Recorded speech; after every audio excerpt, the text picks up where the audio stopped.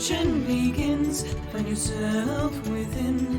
Take up your blade, let the fears within fade. Stories are told as the die roll. Don't be afraid, make your destiny will find you in me. Friends at your side, may the group with pride. Try as you might, you now live to fight. Monster nor foe can fill you with woe.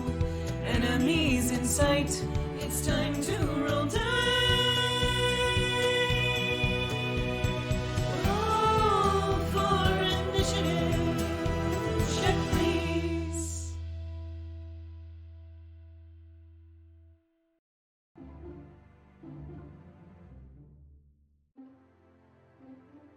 Hello, checkers and pleasers, and welcome to Check Please. It's good to see you all again. Hey everybody, you guys. Hello, welcome hello. to the show. I'm your DM Beardy, and these are my lovely players. Hello, my name is Keni, and I play Louie Freeman. Sneaky boy got a nat 20 at the end of last session following Xander. I'm Skrewy. I play Stavik, the Bon Boy. The Bone Boy, indeed. I'm Grem. I play the one and only Valentino. I'm Shane, and I played Xander. Not sure if I'll be playing Xander after this session, but we will check in. We shall see. Oh, Fuck. And I'm Xeno. I play Zu'lin, supposedly trying to keep everyone's blood inside of them. And outside of them Supposedly. in vials. Conveniently Follow-up on question? on the inside instead of the outside. Keeping people's blood in catalog places. Let's put it that way. Are we saying them as in the people who the blood belongs to, or them as in them, like they're the ones doing this? Because I feel like that's a really important clarification. I mean, first of all, the blood belongs to me. It's my blood. Hmm. I'm just letting you keep it. Oh. Got it. it's on loan. Okay, that's not fucked Gotcha. up at all. That's really Oh. romantic, actually. Zu'lin's Oh being my so God. magnanimous, letting everyone keep all of Zu'lin's blood inside of their bodies. Oh, do you Hey, feel like... It's still less messed up than the real healthcare system. So Fair. Yeah. Fair. Well, hey everybody, welcome in. So, I believe last time some crazy things happened. Does anybody want to give a quick rundown on Sure. where we left off? I will do a recap, which will be shorter and less rambly than usual somehow. So we started off with a slumber party, which was very fun. Louie didn't really realize at first that it was kind of like a little acting role play situation, but he really got into character. And I'm skipping forward a little bit, but there was an amazing impression of Penelope. We all loved it. It was great. We also got all up in Stavik's like iliac crest area, painting some meaths as one does. I believe we said that we did kind of like a Dia dos Muertos like situation with his face. Grem, I believe you said that Valentino was doing some beautiful moth painting, and it turned out very well. Meef that bitch up. Hell yeah. Yes, we meethed him so good, and I'm excited to meet him even more. Yeah, Get meathed, it's gonna bitch. be great. We also did each other's hair. Xander pulled out this wonderful makeup box that everybody rolled perception on and completely failed, which was really fun. I love when that happens. And we did each other's makeup, and it was great. And Valentino and Xander definitely weren't flirting during that, because that would not be allowed. That is no bueno, as we say here in Burgos. Zu'lin we thought was sleeping at the time, but he came out to play the parental role in our little roleplay girls' night out sleepover situation, so that was really fun. Bastion somehow turned out to be awake, and he was eating week-old whip cakes, even though we have magic that preserves things so that you don't get food poisoning or other foodborne illnesses, which is very chef's kiss, very, very, very on brand for Bastion. Love it. Love it. Standing always. Mhm. had a situation where Louie was keeping watch, and there were some doggies that were wolves and the size of bears or horses, and they fought us, and they hurt Louie specifically pretty badly, and it wasn't really good, but we managed to scare off most of them and kill most of them. And there was one that was wounded, and we ended up killing it, and there was a whole philosophical discussion about that, which I will skip over because I cannot get into all of the nuances right now. But I will say the funniest part of that was there were kind of two camps on that situation, but the second camp, the two members of that were also on different camps, and Grem had to specify at a couple of moments, like, even though Stavik and Valentino are in agreement about this, I just want to say that his viewpoint does not reflect mine whatsoever, so that was just hilarious to me, so I do want to mention that. We kept traveling, and Valentino had some conversations, I suppose you could call them.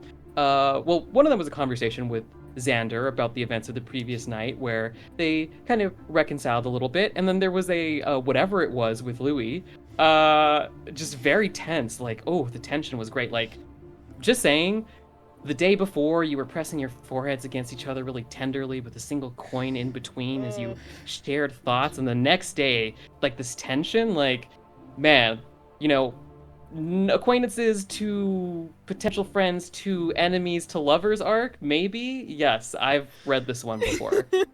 So then we arrive in Saraibo, which is great. It's wonderful. It's a place where olives come from. And we get there, we go into a tavern, and there is a wonderful bartender who's using magic to do all this bartending stuff, which is new, fun, fresh. Xander immediately sneaks off, and Louie decides to sneak off and follow him. Xander does some divination stuff, you know, he does a Xander and learns that there's some freaky stuff happening in this town because Burgos is the most cursed place in all of Adrian. I love it. It's great. It's just giving, always. So apparently there's some sort of blight, perhaps, some sort of curse, one might even say. The olive trees are not oliving. They're unalive, one could even say. Unoliving? I'm sorry, I hate myself. That's awful! I'm leaving the call. Bye. Good. It worked. I'm calling the police. So then the moth kind of did its little flutter thing, but it wasn't fluttering so much because it wasn't feeling very good. And Xander ran out of town following the moth up to this like copse of olive trees, or what once were olive trees, but everything is kind of withering.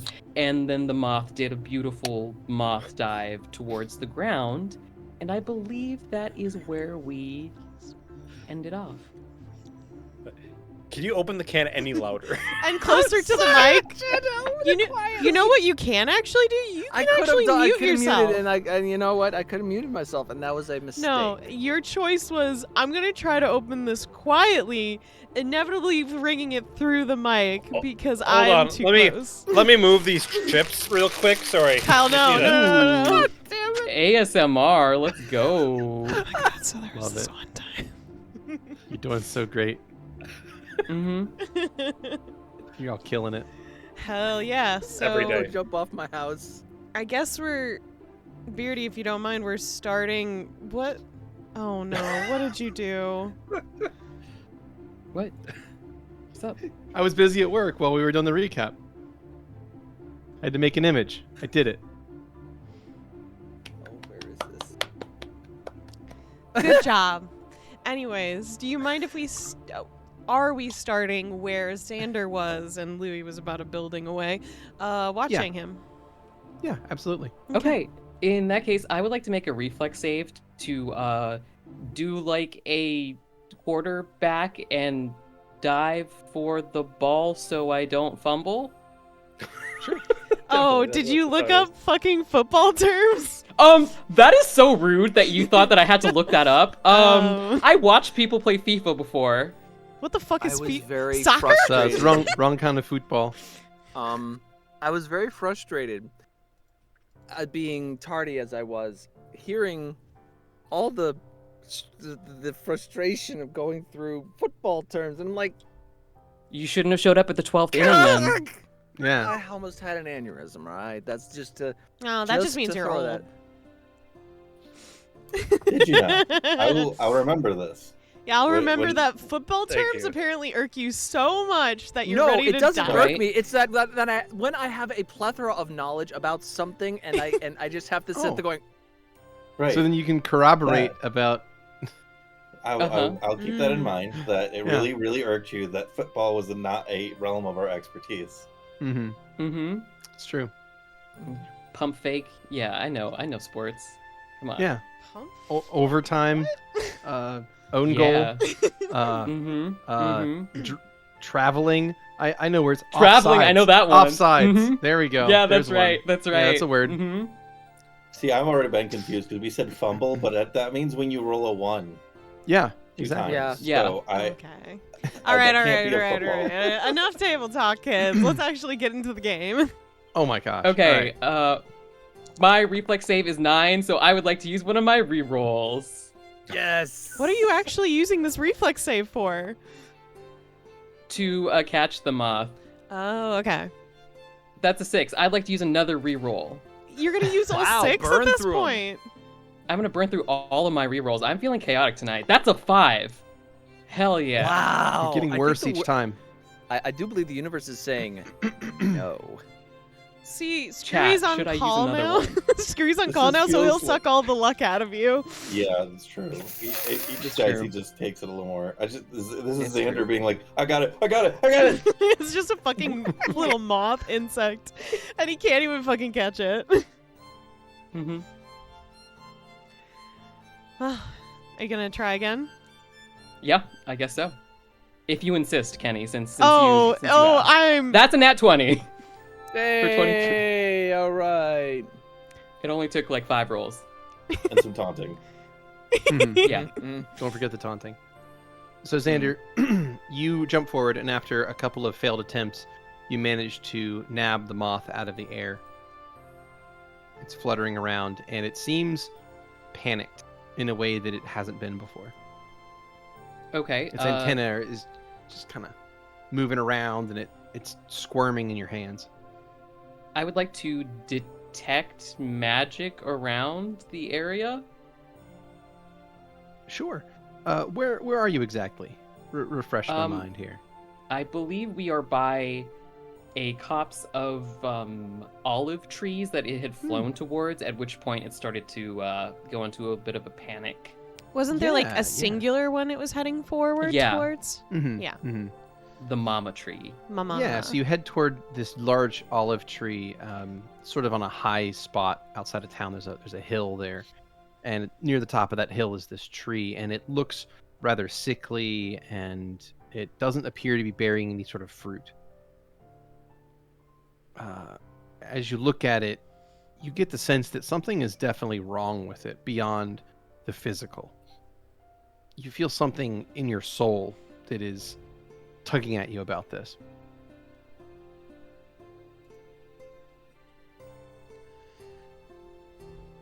Xander is going to move back about 20 paces, clutching the moth to his chest and kind of seeing how it reacts to being further away from said tree. It continues to flutter around in your hands, trying to get free, but you're holding it tightly, and it's not able to break from your grip. Then Make a perception check for me if you don't mind. Sure. That is a 15. It might be your imagination, or your eyes playing tricks on you, but it does seem like the moth has somehow grown even less solid. To have increased slightly. So turned up the Okay. slider. Yeah, exactly. Out of curiosity, Louie, make me a perception check. Oh, cool. Yeah, I can do that. I'm so good at that. How many rerolls you got? 18? Okay. So you're gonna see most of this. Xander is going to raise the moth up slightly from his chest, and he's going to lean down forward, and he's going to take in a deep breath. And Beardy, I would like to try and feed the moth some of my life energy. Is that a thing that I can do? Sure. How do you want to go about doing that exactly? I would like to pump everything from the first well into the moth, if that's possible. Let's see if that does Okay. anything. Sure. Yeah, you could try that. So, What? make a fortitude save. Yeah. Deciding, should I fail this fortitude save?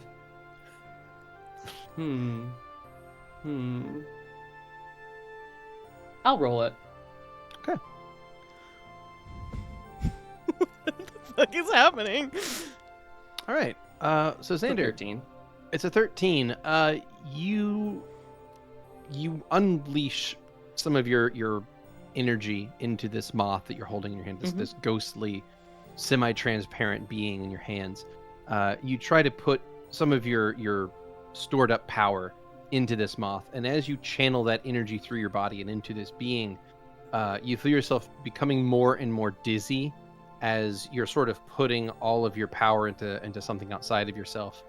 And you become lightheaded, and Louie, from where you're standing, you can see Xander just sort of flop over onto the ground. Okay. So he waits for just a moment because he's been told the rule about like weird shit happens when Xander's doing things. He waits. He waits. Does the moth look any different, I should ask?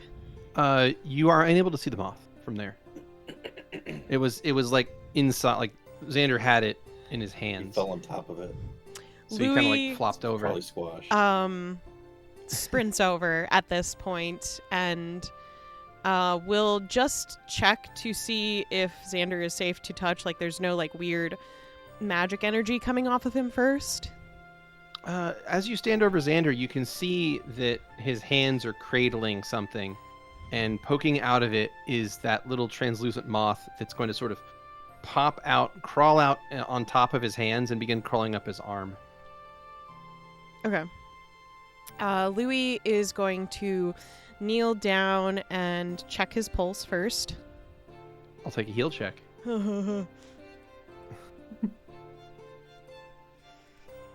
Nat 20, 23, let's go. Oh, fuck yes. All right, here we go. So you reach down, you lay a couple fingers across Xander's throat. You can feel the steady heartbeat, the thump, you know, this steady, very solid heart rate that Xander seems to always have.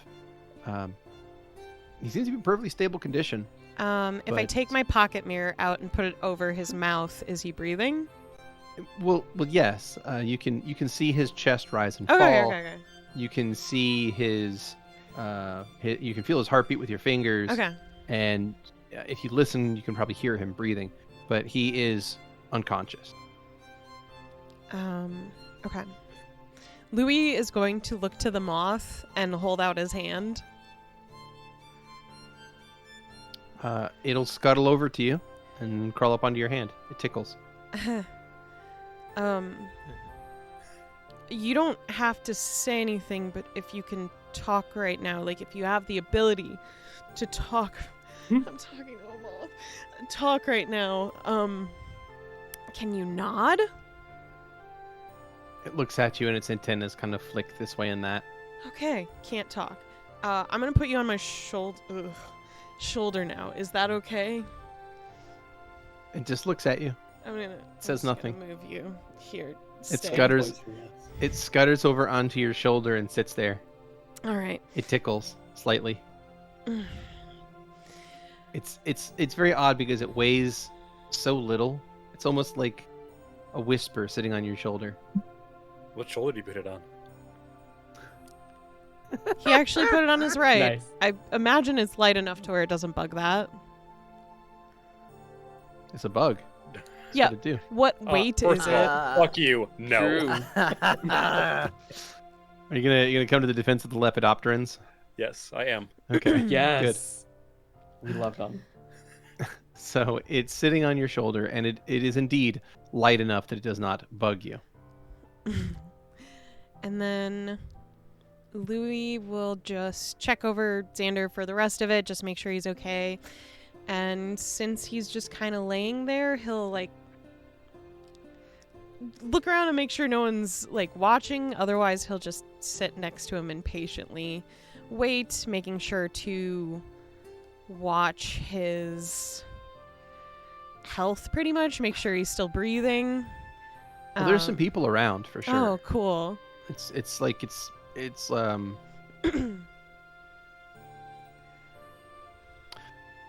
that's interesting.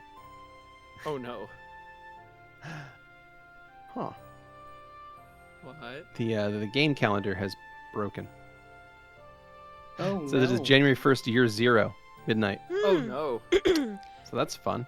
Well, it was April I like It's a prophecy. 3rd or 5th or something, I The think. calendar resets tonight. Jesus. Uh, All right. Oh, April yes. 5th, like 5 days ago. Anyways, Yeah. if I'll get there that fixed. are people around, Louie will...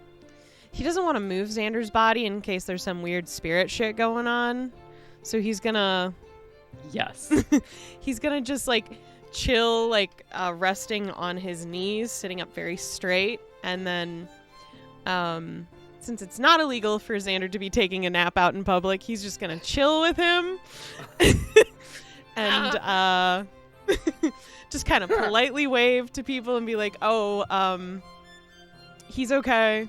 He just fainted. This happens. It's like the fainting goat thing. Oh, God. Narcolepsy, it's a thing. Don't worry about Yeah, it. it's fine, He's it's fine. fine. Don't worry, crippling alcoholic.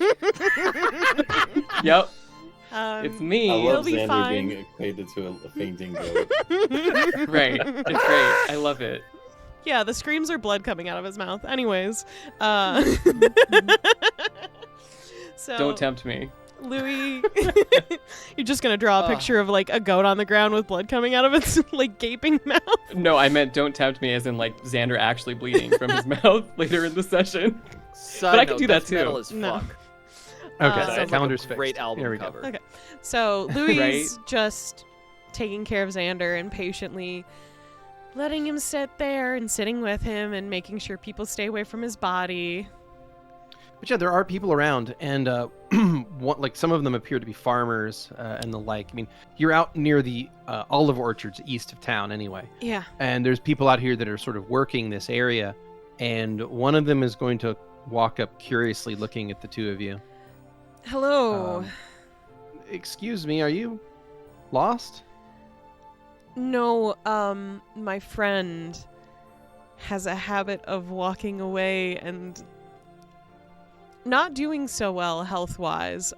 So I found him, and now I'm just making sure he's okay till he wakes up.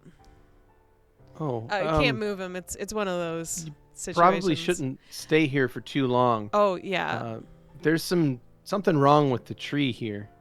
They point at the big tree on the hill. A couple weeks ago, it started to turn foul, and, well, people have been feeling off when they're around it. Probably dark spirits and the like.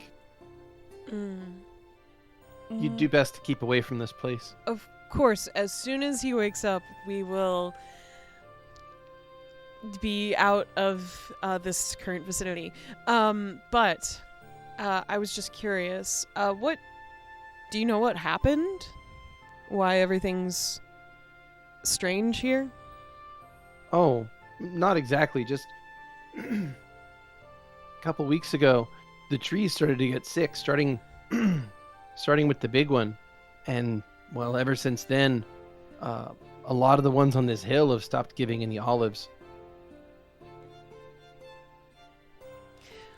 Are the other tree pastures bearing fruit still? Oh, yes. But this one's... If you need to get olives, you can go into town and purchase some there. There's plenty in the shops. I imagine. They're And a little more pricey than they should be because of the blight on this hill. But this one. there's Is still this plenty. one of the largest farms right here normally, or plots? Oh, this was the first one. This was the original olive farm that started the whole town. Just a quick question. Do you have a library in this town? Oh, that's one of those book places, right? Mm-hmm. I'm afraid not. No. I see. Are there any legends about how this first plot came to be? What do you mean, legends? Stories. Sure, there's stories about it. One second. See, he muted his mic. How polite. All right. How polite. How very polite. Oh, yeah, there's plenty of stories about how this came about. I mean, this here tree, it was sort of here before the town was ever built. And when the first travelers came by, they ate the olives right off the tree. And, well, as the stories go, they were so tasty and so invigorating that travelers decided to settle here and use the seeds from that tree to plant more and more trees. And eventually the person waves their arm and sort of just gestures to this series of orchards and fields all around you. And what you can see is on this particular field or on this particular hill, there's this one large olive tree and a bunch of other nearby that are all fairly large. But then the further you go out, the smaller they are because they're younger, but they're also planted in like these perfect rows beyond that hill. So it just stretches off as basically this orchard does in all directions. And you see like it's dotted with different farmhouses in different places. So there's lots of other farms that have taken up, but well, as the story goes, they all came from this one originally. Makes sense. But we won't be long in this spot. I assure you. We'll go somewhere else Sure. as soon as he's up. Sure, just be careful. And like I said, probably keep away from that place. It's something's wrong with it. Mm-hmm. And they'll nod their cap and they'll keep on walking. Thank you. I hope you have a wonderful evening. Sure. Shit. Okay. Mr. Xander. Oh, go ahead. Mr. Moth. Is The there moth is looking at you. a reason you were leading Xander in this area? The moth says nothing and just looks at you. I'm Its sorry. antennas twitch slightly. Undress. You really gotta find a way to communicate other than like one words after we kill someone. It raises an arm and then taps it down. All right. Sass. Okay. Louie will hold out That's his my hand baby. to take him off the shoulder. And The then- moth will actually take off into the air and begin fluttering around. It doesn't seem to be going anywhere. It's just sort of gently circling the two of you. Ugh. I bet. Xander, around this point, you begin to come back to consciousness. You know that feeling where you can kind of hear the world around you before you're fully awake? You kind of hear... Oh yeah, I have sleep Louie- paralysis all the time.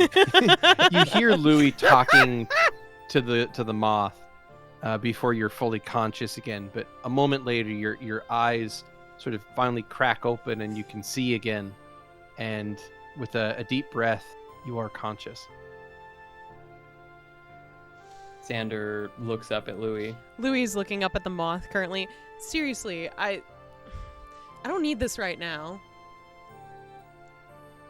Can you just... I'm sorry, okay?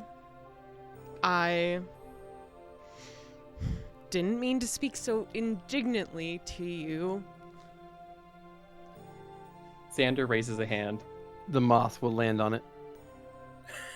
It's all right. He's just sensitive. Which one? The moth or? Porque Yes. no los dos. Louie will look Mhm. down at Xander. All right, you're awake now. That's good. Was I sleeping? Yeah.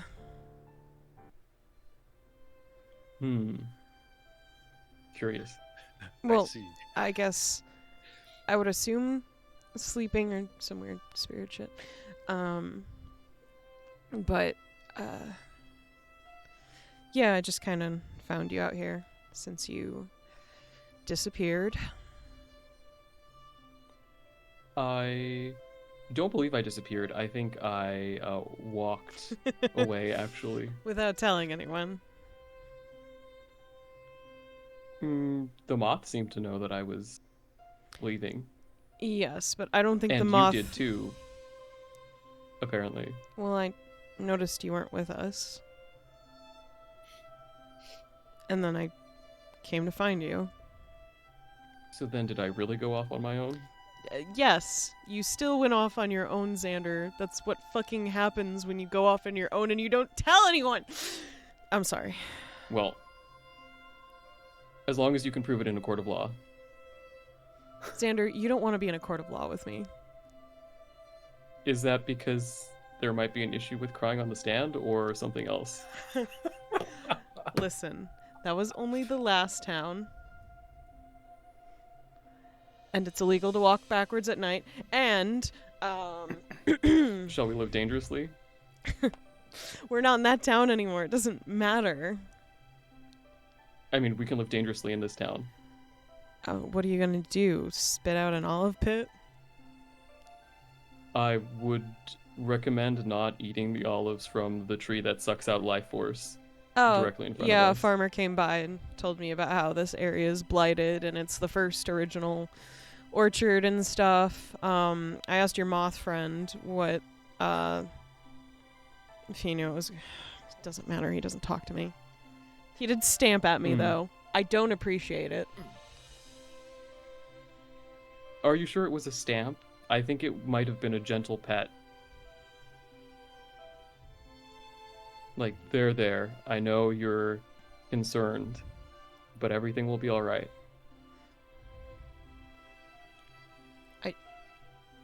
I don't know. It's a fucking bug. Xander's gonna bring it closer to his face. Isn't that right? It looks at you. Its antennas flick a little bit. Exactly. Well, I'm glad you know what it's saying. So,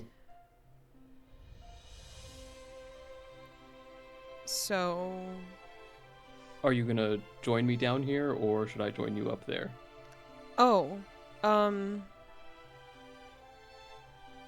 Louie slowly moves to lay on his back next to Xander, but his face is incredibly confused. Fascinating. What? Oh, I just am surprised you got down on the ground. I can get back up right now. Like, nothing's stopping me. Oh, I believe in your ability to get back up, Louie. Okay. Anyways, the farmer said we probably shouldn't stay in this area, and technically I did say we would move on to a slightly different area than this spot. And that way... Xander is going to put the moth on his shoulder, and he's going to put his hands on the ground, and then just inch backwards a little bit. Got it. I figured it wasn't lying then. Yeah. So, should we tell the others about the tree situation? Should we fix it? I mean, I don't think... Wait, let me get my words right. I'm not sure if we're able to help, but if we are able to help, I think it would be a really good thing, because I don't want to see people so stressed out about this, and especially if it's... Well, it feels different, you know? So, if we can, maybe we should just at least look into it. And I think it's fine to tell the rest of the group. But it is very late, and I'm not sure if, since I left them, they're already maybe drinking. Hmm. It was a tavern Probably inn, Bastion. it seemed. So,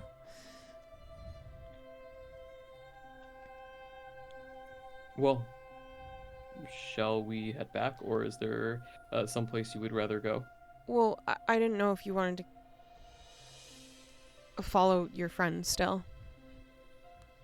Oh, I think he's okay now. You good? And just stares at the moth. The Still, moth just sits there, still seemingly uncomfortable with this conversation thing. says nothing. Cool. Yeah, he was just feeling a little lightheaded, so I resuscitated him. Is that what you were doing on the ground? No, I believe I was standing up when I resuscitated him. I believe that I was on the ground because the life force leaving my body made me a little lightheaded. Though that's a simple mistake to make. Why are you giving your life force to the moth? Oh, I'm sorry if that wasn't clear.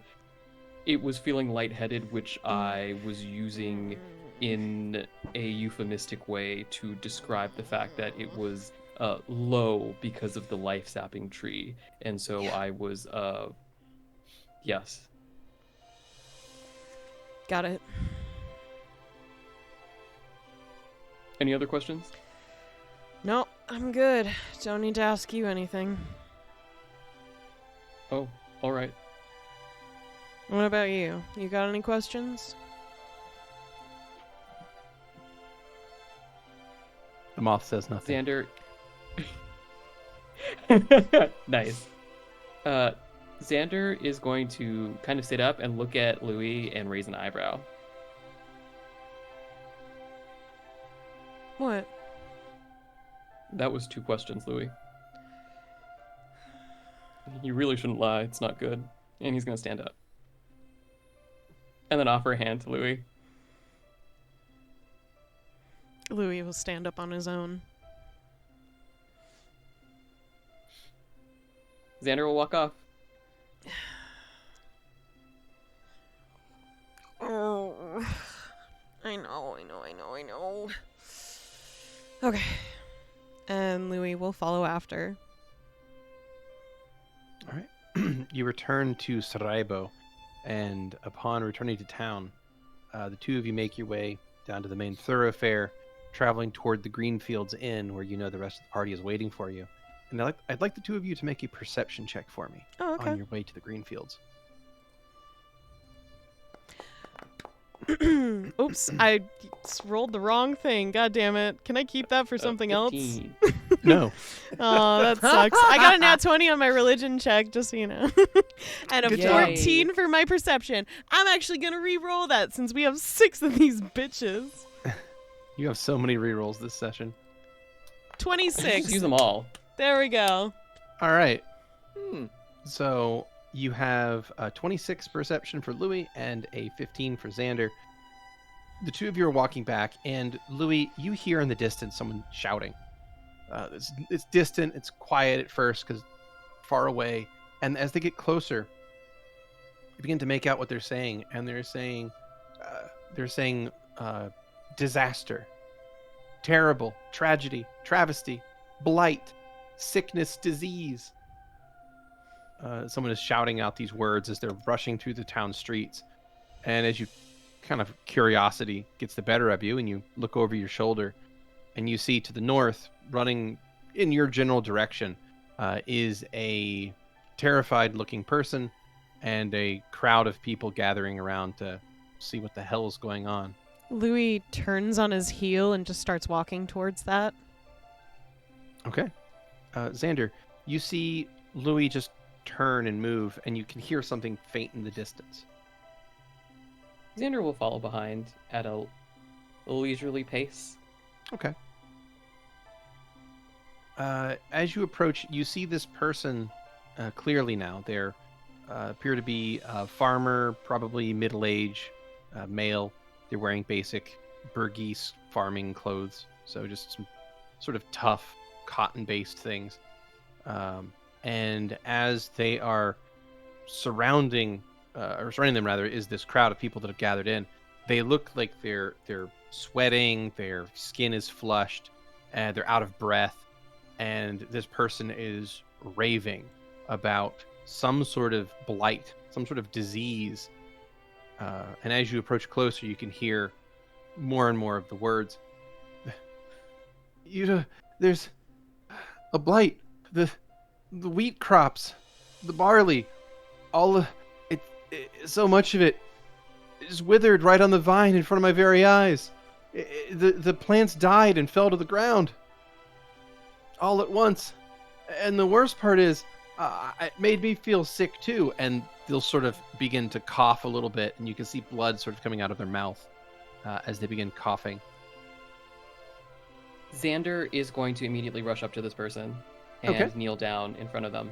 Mm-hmm. You rush up to this person, and they're still standing, so you don't have to kneel or anything.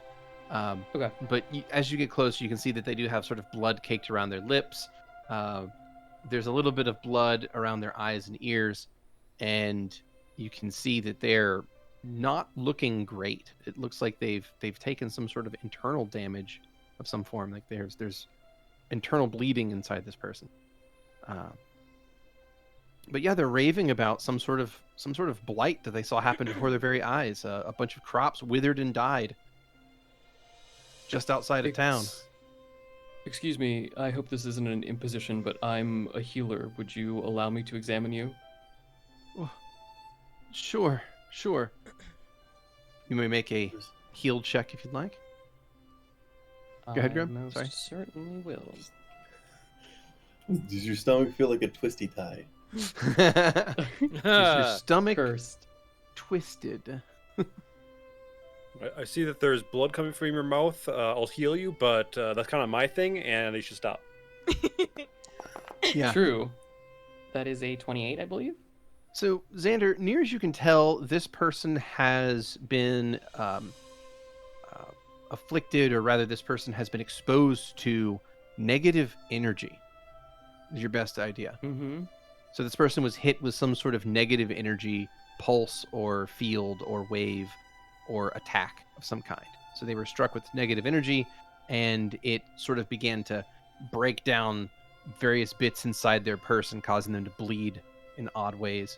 So they sort of have like bruising that's very quickly spreading across their body, as a lot of like their capillaries burst and things are out there. I mean, it's a nasty way to take damage, but Yeah. Xander is going to reach out a hand, and it'll begin to glow as a star pattern appears, and he is going to tap them on the shoulder and reconstitute them. That is going to fail. Ooh. Uh-oh. And in fact, What? as you try to dig into that first well, it is dry. Okay. So it does Okay. appear that your prepared spells are all spent for the day. Mm-hmm. Okay. So that's lovely. Okay.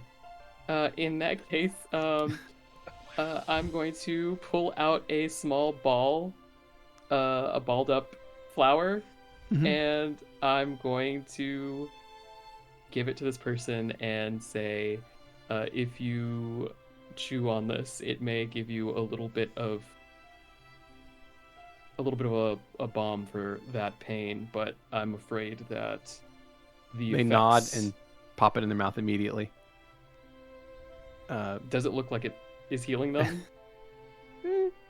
The crowd sort of piles in, and they kind of take this person off to a nearby temple to get some sort of healing done. But the emotion, the sense, the feel, the vibe of the street here has definitely shifted, as people are now whispering to each other and concerned about what the hell's going on. First the olive trees, and now the wheat crops. So it seems like there's some bad things happening around town. But the people begin to disperse as that person is taken away to a temple to receive healing. as that happens, Xander is just gonna walk away. Okay. Louie follows. All right. The two of you make your way, I'm assuming, to the green fields. Yes. All right. Well, in that case, you arrive at the green fields shortly later, and you find something. So we're going to pause that and rewind time ever so slightly, and we're going to say, "Hey, What a wonderful while- kind of. When you Well, learn to he- laugh and play. I'm so sorry. I get What have you done? along with each With other. each other. We're so wholesome here. you got to listen to the." Listen All to right. the beat. Listen to the. Listen to the meep. Listen to the me. That's right. Anyway, so what you we're going to go back and see what happened in the time between. The in between. Indeed. So, back at the green fields, we have ourselves Louie and Xander have just departed, and Stavik, Valentino, Zu'lin, and Bastion are in the front room of the green fields. It is about, we'll say, 4 or 5 o'clock, somewhere in there, in the evening. So this inn is becoming more and more crowded by the minute as people come in here to get an evening meal or a drink after a hard day's work. What's everyone up to? Well, we had just gotten the rooms Mhm. before they left, so we already have that. Um, Oh, that do I see anyone of particular note here other than the bartender? Most everyone else in the area looks to be either a merchant or a farmer, commoners of various stripes, miners, leather workers, whatever. Like, there's a nice sampling of people here, but nobody that stands out as like someone that looks extra special. So no stand users in the crowd. Oh, that's bad. No other stand users. That's right. Valentino is just going to be chatting up the barmaid, or the bartender, regaling the adventures that we've had, kind of trying to talk up the whole group as investigators and villain hunters, as he would put it. Yeah, I don't remember how much he actually had already started with last time, but I've got the flyer out and going through everybody, making sure to give Bro more credit than he's got on the flyer as well. He's an assistant. That's all. Don't read that part. He's really grown as a character since. It's more like, see, he made the mistake of thinking of him as assistant because his skill is that he's invisible when he chooses to be. Bastion is there. Isn't there most of the time. Bastion's just sitting there, like, just saying nothing, just drinking. Oh, poor You are- guy. My friend here is able to disappear at a moment's notice. It's true. That's at the right time. I could disappear if I need to. I mean, if no one's looking. That's a pretty good trick. Just as long as no one's watching. We're invisible. Mm-hmm. The barkeep will kind of give a very polite nod and say, "That's very impressive. Wow. Wow, that's so good." So cool. I'm so glad to know that now. I'm very glad to know that. Thanks. So yeah, but yeah, she'll be nodding along, listening to Valentino talk, and we'll continue to give out drink as required. Again, she only seems to use Mage Hand to move things around. Very hygienic. That is a very Yeah. useful ability in your line of work. She shrugs and says, I mean, it's a way to keep in practice. If I ever decide to pick up Oh. the old work again. The old work. What is the old work? Oh, I used to go around and use magic for more of a career. Well, was you a performer? Was you what did you use it for? Did you Something. I think performance is a good way to put it. Yeah. Oh, I'm intrigued. You are in the presence of an expert magic user. Tell me, what was your preferred school of expertise? I was always more of a universalist. I preferred to dabble in a little bit of everything, really. The art of the keen mind, I see.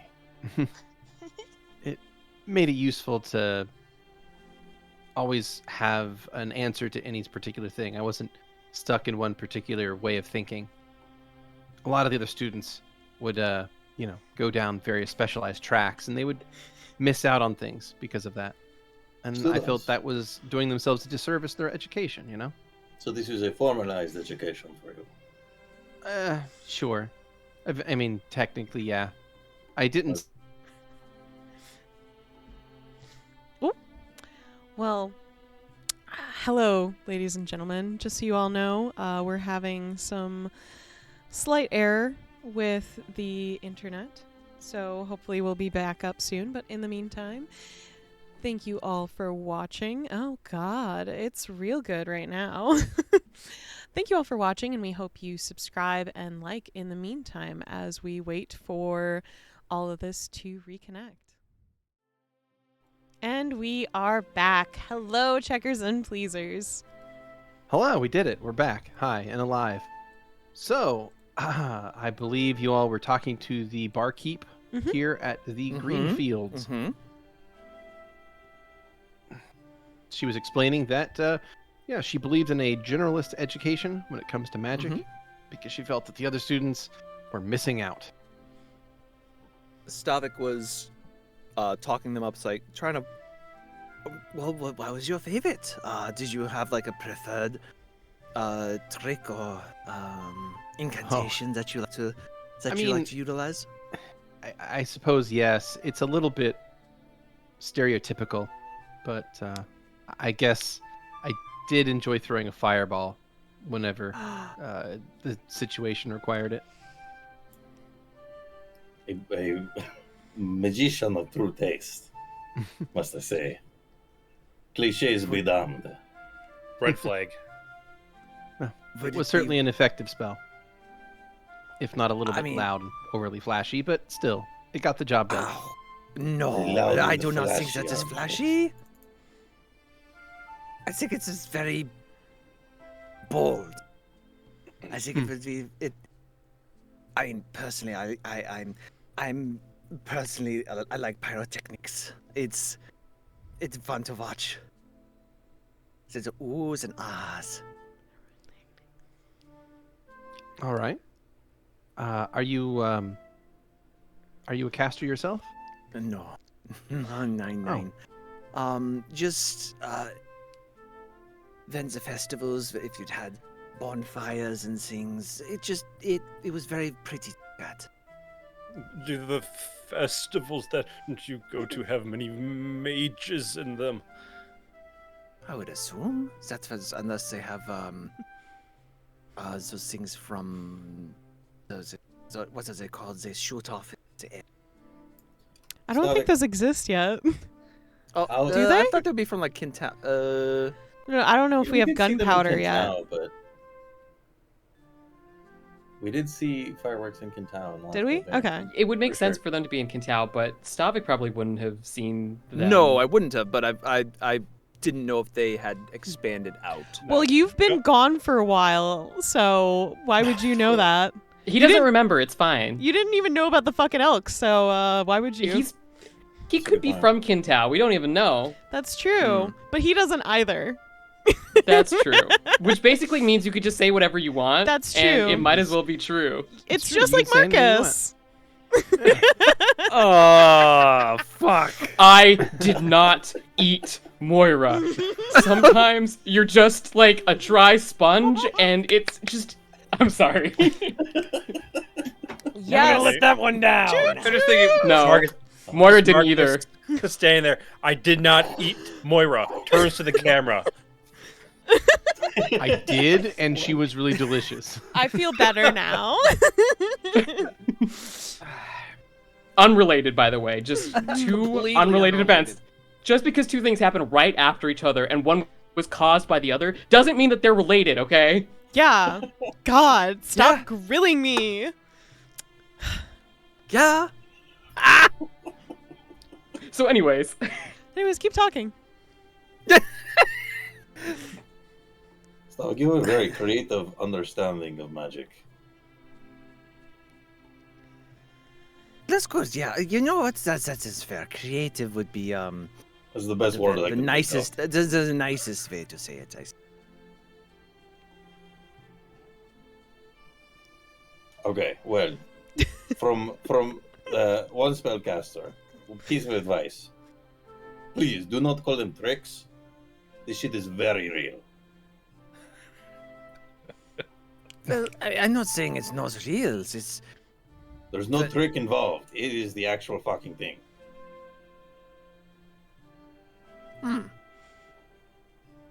no disrespect. My apologies. It was the use of the word trick is more of the not in the way of fooling another person, but in the way of yo, check this out. If you have your sword and your shield ready, right?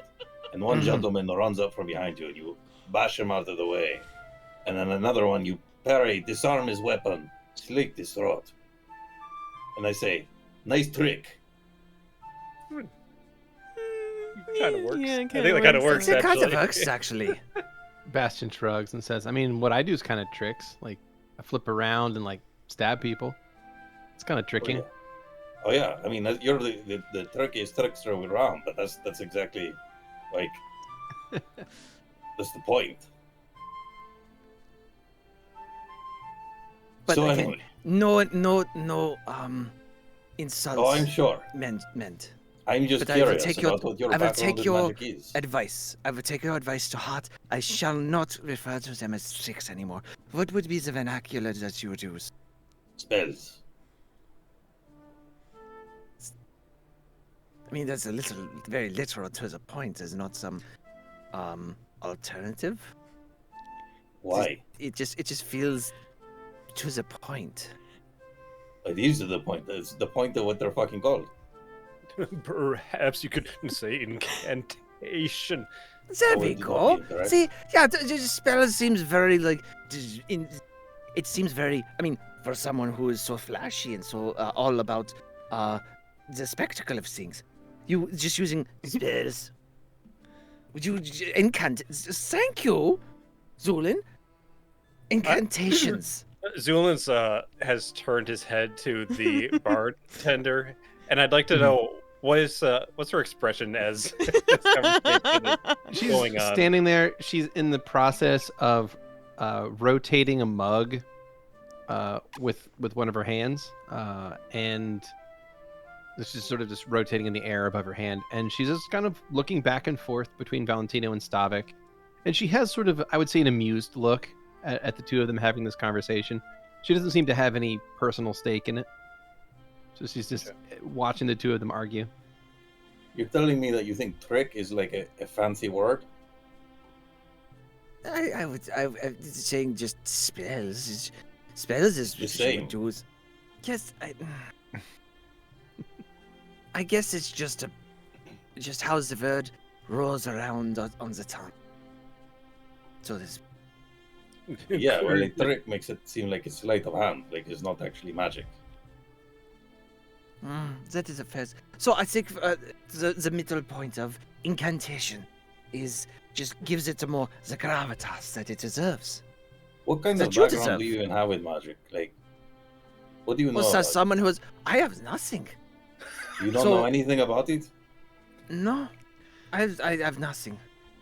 I have no latent magical abilities. Nothing.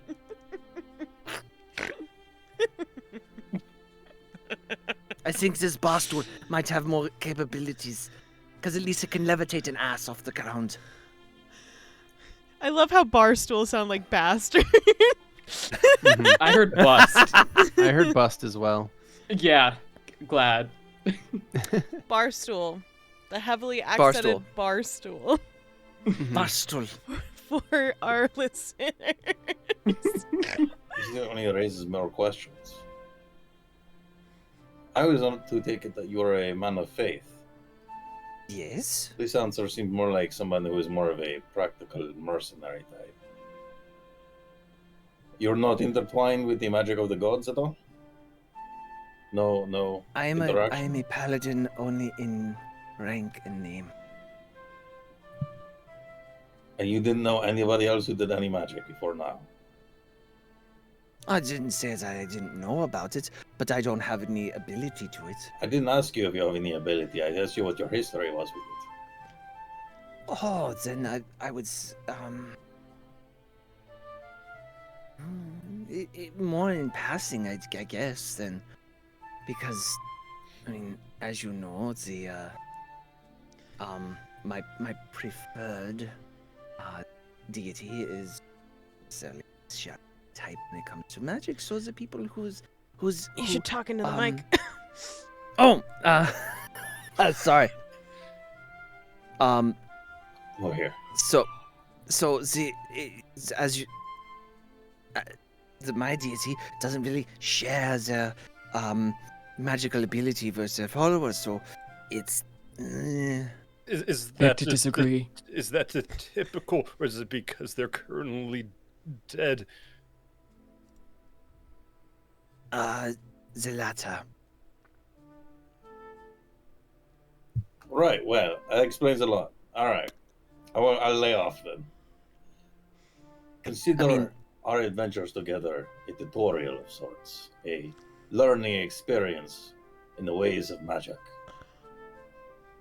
I would be very interested to observe.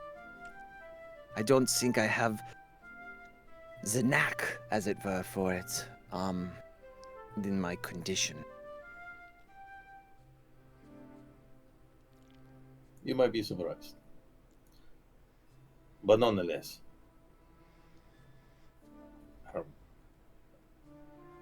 turn back to the bartender. Probably, I don't know, whatever kind of idle conversation they've been having. Get into the nitty gritty of magical education without talking too much about education specifically. Sure. So yeah, if you want to ask her, I will actually go ahead and ask you for a diplomacy check to see if you can. Would love to do a diplomacy check. Yeah, see if you can get some Nice. information out of her. What is this, an interrogation? After they are done with their, I will have a thing too. It's a 28. 28. So the barkeep will talk to you for a little bit, and you can kind of get into some detail with her. She introduces herself. Her name is Elena, and yeah, she says she's had this place for a few years. She actually studied magic in Rosalejo at the academy there, and didn't really get on with many of the teachers or any of the students or any of the other faculty or the administration or the groundskeepers or really anybody. Valentino is honestly just more enthused the more people she talks about not getting along with. Yeah. It's like, And, real scoundrel. Yeah, basically, she decided that her talents were better spent in practical application instead of theory. So she found a band of people and loaded up on the road, and that's where she spent the next 4 years of her life. You said her name was Italia? Elena. Elena. Elena. Yep. Elena Morales. Yeah, so Did she you said do she's this been to about. Beardy? Your What's that? band of your adventuring band. Do you have a name? Oh, not so much. We were never so famous. But Well, I hope you keep an ear out for the adventures of the Circle Seekers in the future. an interesting name. So you seek circles? A specific circle, but more than that must be shrouded in mystery for time. Ah, of course. Okay. Well, I wish you the best of luck at I finding don't think we will need your luck, but thank you. circles. On that note, actually, do you know of any odds going on in the town? Oh, well, please make a diplomacy check. Haha, yes. You got this, Stavik. I believe in you. You get a 1 and she's like, you. Oh, that would make me Puke. very sad. You're married. Gross. No, just still ill puke. That still makes me sad. Oh. What was it? My basement is off limits. I'm married. Session 1 Wow. callback. Mm-hmm. Wow. Mhm. Would I be able to assist in that? I don't know if me having already rolled would invalidate me. No, you're fine. You're fine. You can feel free to assist if you'd like. Let's do that. So, The fuck? I got the same roll. Technically, Oh, yeah. nice. Oh. Well, so Stavik, you sort of trip over your words a little bit and eventually ask if there's anything wrong. And she looks at you confused for a moment and says, I feel fine. Why? Oh no! What do you mean? Not wrong with you, but anything in the town. We just came from. Yes. Well, I mean, yeah, there's this issue. I guess the orchards, there's been like a problem for about a week, maybe 2 weeks now. Oh really? What is wrong? Oh, some kind of sickness in some of the trees. People are concerned that if it spreads, it could be really dangerous. But there's a lot of olives around here, so if a few of the trees have to be cut down, it's not really the end of the world. That's She that's shrugs. unfortunate. Have you heard of anyone looking for assistance with any work, any tasks that need to be done? We're currently looking for a little bit of extra money for funds. I see. Well, I suppose there's a few things you could do. You could either talk to maybe the mayor's office might have something for you, or you could maybe talk to whoever owns those blighted trees and see if they're offering a reward. She shrugs. Who would that be? That Oh. owns the cheese. That owns the trees? Oh, that would actually be one of the wealthier members of the town. Her name's Isabella Calvado. She's a bit of a tough cookie as far as people go. Not exactly well liked around here. She's one of the wealthiest people in town and doesn't really get along with the common folk. I see. Well, have no fear. She wouldn't be cut dead in a place like this. Well, that seems I get like that. her loss. Deeply their loss. Do you know if this mayor's office would be still open at this time of the evening? Oh, most likely no. The city government does its business pretty early in the morning, and then very, very unlikely to stay open much past noon. Yes. They have very limited hours. Tax dollars at work. Tax gold. Tax gold. There we go. Yeah, I heard the word tax dollar. It's tax coins at work. I was gonna say we were looking for some cash. I was like, wait. Yeah. Well, you can say. I thought that was a bit. You should have some money. I thought that was pretty good though. But thank you.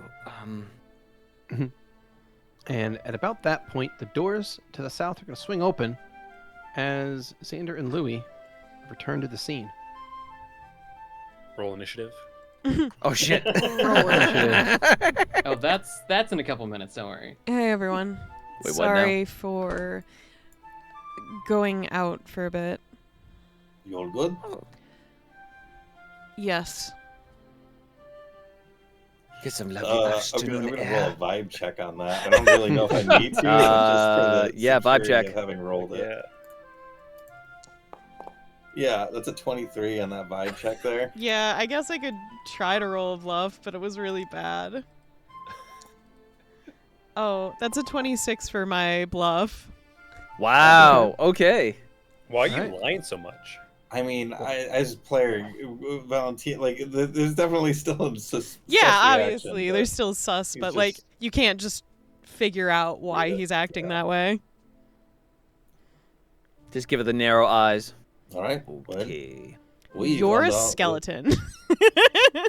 Yeah, really. I like to think You every time he Cannot does that, he takes his facially hands and he- emote. I'd be great at poker. He needs an emoji board. He just like points to crying, laughing face. All I right, need how just are you mage feeling hand on for the the pain for the sole chart? purpose. I need What like a mage a spell mage hand just to be like, and then it's just like the smiley face or anything pops up there. Well, What if we?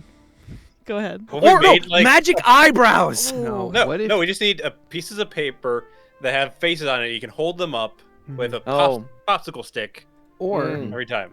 what if we button train him and just lay them out on the ground, and then he can just walk over and press the Yes. button, and Bitch, it says bitch, happy, bitch, happy, bitch. bitch, Mad, bitch. mad, mad. He'd forget which ones were which, Ah! and it'd become a problem. Mm-hmm. They're color coded, but I am a skeleton and colorblind.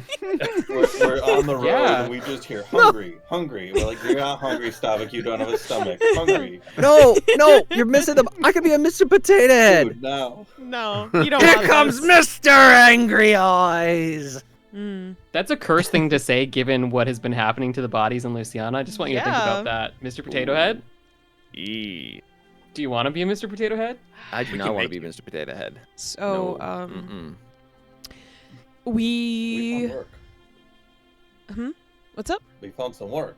Kind of. Oh, Potentially. Hopefully the dangerous kind. The olive orchards. There's a blight happening, and yeah, we went to we one. were gonna go. oh really? Mm-hmm. What is it? What does it look like? How bad is it? Beardy, what did the surroundings look like when Louie was in that orchard? Sorry, what these surrounding land looked like, or the surrounding, like you said, buildings? Like the Apologies. trees. So on the main hill there, with the big tree, Mm-hmm. a lot of the trees were blighted. It's like their branches were sort of drooping a little bit. None of them were producing olives. The ones on further away had olives, but they looked shriveled and diseased. They didn't look healthy at all. And yeah, it just was altogether a bad spot. Louie will describe that, and then he'll pause. And we ran into someone who said that their field, I think it was barley or wheat or something like that, it was also shriveled up and blighted, and he came into town with blood coming out of his mouth and ears and eyes. It was awful. Damn. So, personally, I would really like it if we could help people out here. Agreed. Yeah, turn back to Lacey. Is there a temple in this town? Oh, sure. Yeah, there's a temple. I would think let's that see. is there any like devoted healers, especially like, are there any like druids, any clerics of Edom? Seems like they should be on this shit. Well, I mean, as far as I know, nobody's really been able to solve it, but Hmm. it's not exactly been something I've been really that concerned about. Like I said, it's only a few trees. Yes. Yes, but going from a tree to wheat and barley, I'm not druid, but I feel that those two. I mean, yes, they're both ants, but it doesn't seem like that would be the way it would happen. I'm more Good concerned negative about going to the energy. person. It definitely does seem to be a cross-species contagion of some kind. The question is if this is magical or biological. I assume if anyone can find that out, it's you. I'm sure we can get to the bottom of it. I just need to take some samples of the trees. But we don't want to go hacking at someone's orchards without permission. So we need to talk to... The trees sound to already be dead, so I do not see much need for permissions. People with money get very We should at least persnickety. talk to them to hopefully get a reward for dealing with it nonetheless. Mm-hmm. It does not seem that talking to Isabella would be the most pleasant of times. Isabella? The owner of the orchard. We've been told that she's not a people person. Doesn't like to mingle. Does with Wait, name ring a it's bell to you? Owned by one commoners. of the Duprees? Wasn't her name Isabella? Maybe I'm crazy. Isabella Corvata. Oh, Different okay, one. okay. Yes, different. Sorry. I thought you were telling me that it was owned by the Duprees, and I was like this close to having a fit. That Fucking seems hate like that would them. work out fine. We were able to board with them.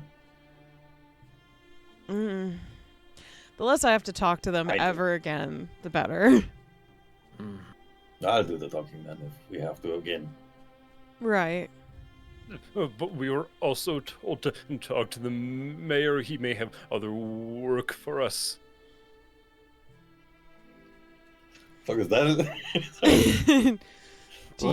Do you want to introduce yourself again, Miss? No, I was just getting the names down just to make sure you had them in writing. All right, we could talk to both sources. It is a little late and past calling hour, so I don't know if they'd really be willing to take what? Sorry, the calling hours. What? Sorry about it. Okay. So it might be good to wait until the morning, but that's my opinion. As much as it would be nice to be proactive on this, I'm not sure if we can be. I would agree. Our rooms are already set up. Of course, Louie, I assume you'd want your own. Yes, please. Did you already take care of that? Yes, indeed. Before you had walked out. Yes, I've got rooms for everyone. Sorry, I was a bit distracted. Thank you, though. Nothing to apologize for. Yes, I got a few private rooms, not enough for all of us, so somebody will have to double up. There's something I want to work on tonight, but if we are here a second night, does anyone want to hang out in the tavern with me in the evening tomorrow? Absolutely. Of course. And Louis Yeah. stares at Bastion. I mean, yeah, of course. Like, why wouldn't I? Well, it is part of our agreement. Yeah, exactly. Louis, did something happen to our friend in the corner? And Zu'lin looks at Xander standing He might be sitting. in the back. Just What is ominously. Xander doing? He's standing. Just staring. At the fucking Facing door? the corner. You think about what you did. He's just thinking.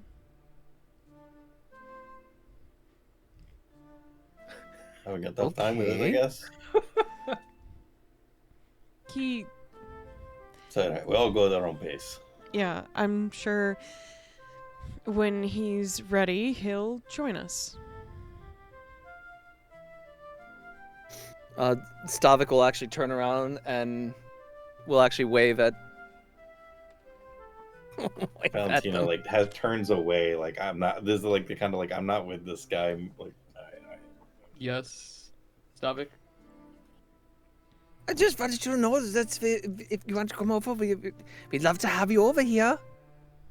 Sure. I was just reflecting on the case of the negative energy tree. Say what now? Well, negative Negative energy energy tree. he is an inspector, so I imagine he's calling it a case now. When we went to the Blighted. Are we speaking of the inverse of magical positive energy, or are we just saying the 3 is a downer? Well, considering the person that I performed limited healing on seemed to have wounds internally consistent with negative energy damage, and my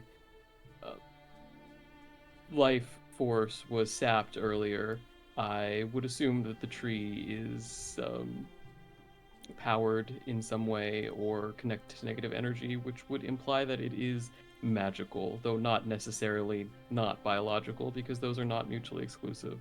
Of course. Beardy, medically speaking, Yes. what would Zu'lin know about negative energy and how it affects the body? Oh, physically? Sure. So, would you mind rolling me a heal check for that knowledge? Yes, that's a 26. Wonderful. So you know that negative energy is able to do things like cause bruising, internal bleeding, various hemorrhaging, causes bruises to appear, bleeding to happen out of orifices. It's just generally pretty bad. It Does damages cause- a lot of the soft, like the little interlinking tissues in your body. Like So is anything it like sensitive gets damaged.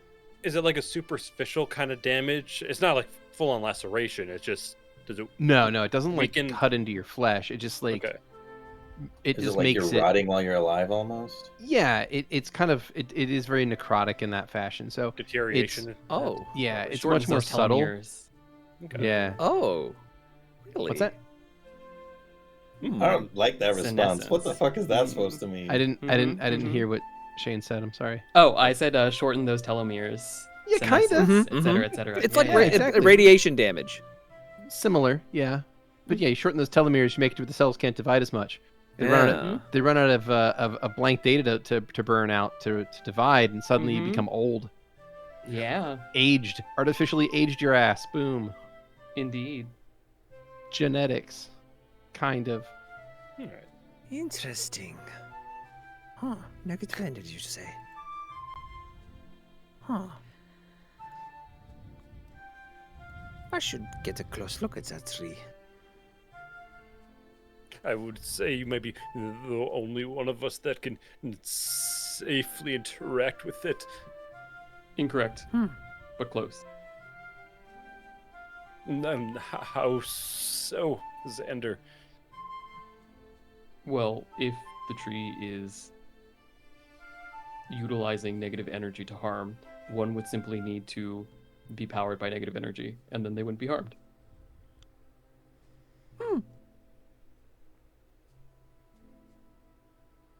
So theoretically, if all of us were to, for example, become like Stavik, then all of us would be able to approach the tree. No. I don't recommend it.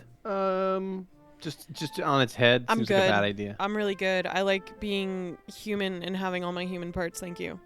It must- At that point, Just- the barkeep is going to interject and say, "Is something wrong with your friend here? Yes, incredibly. He's cursed.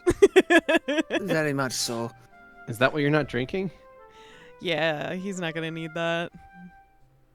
I'm taking Ah. up a spot for somebody to be able to drink, aren't I? He has a bit of a bladder issue. He's got a lot of issues. The last time he tried to drink, he couldn't keep it all in. Yeah. Some spillage problems, some leakage Yeah. issues. Yeah. It'll speak More than you volumes. think. Slide the mug away from Stavik over in front of Valentino while we're talking about it. I see. Well, if it's any consolation, you wouldn't be the first person that's had leakage issues at my bar. So, no harm there. You know, these are all very humorous jokes at my expense, but Oh, that was a good one too.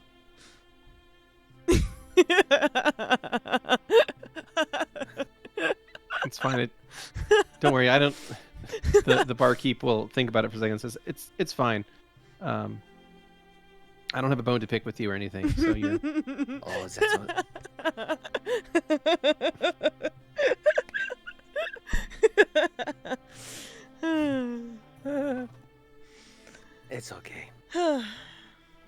Thank you, Elaine. We need to stay here for another night at least. Well, at least until you can get enough, money from solving all the town's problems, right? Oh, yes. Then we'll have to be on our way to solve another town's problems, I'm afraid. Well, friends, although I cannot necessarily enjoy it as much as you, drink up. This one would like a glass of milk if you have it. Actually, Jesus, tea or lemonade would be great. Thank you. This is not sure. was a second glass of milk. What is that?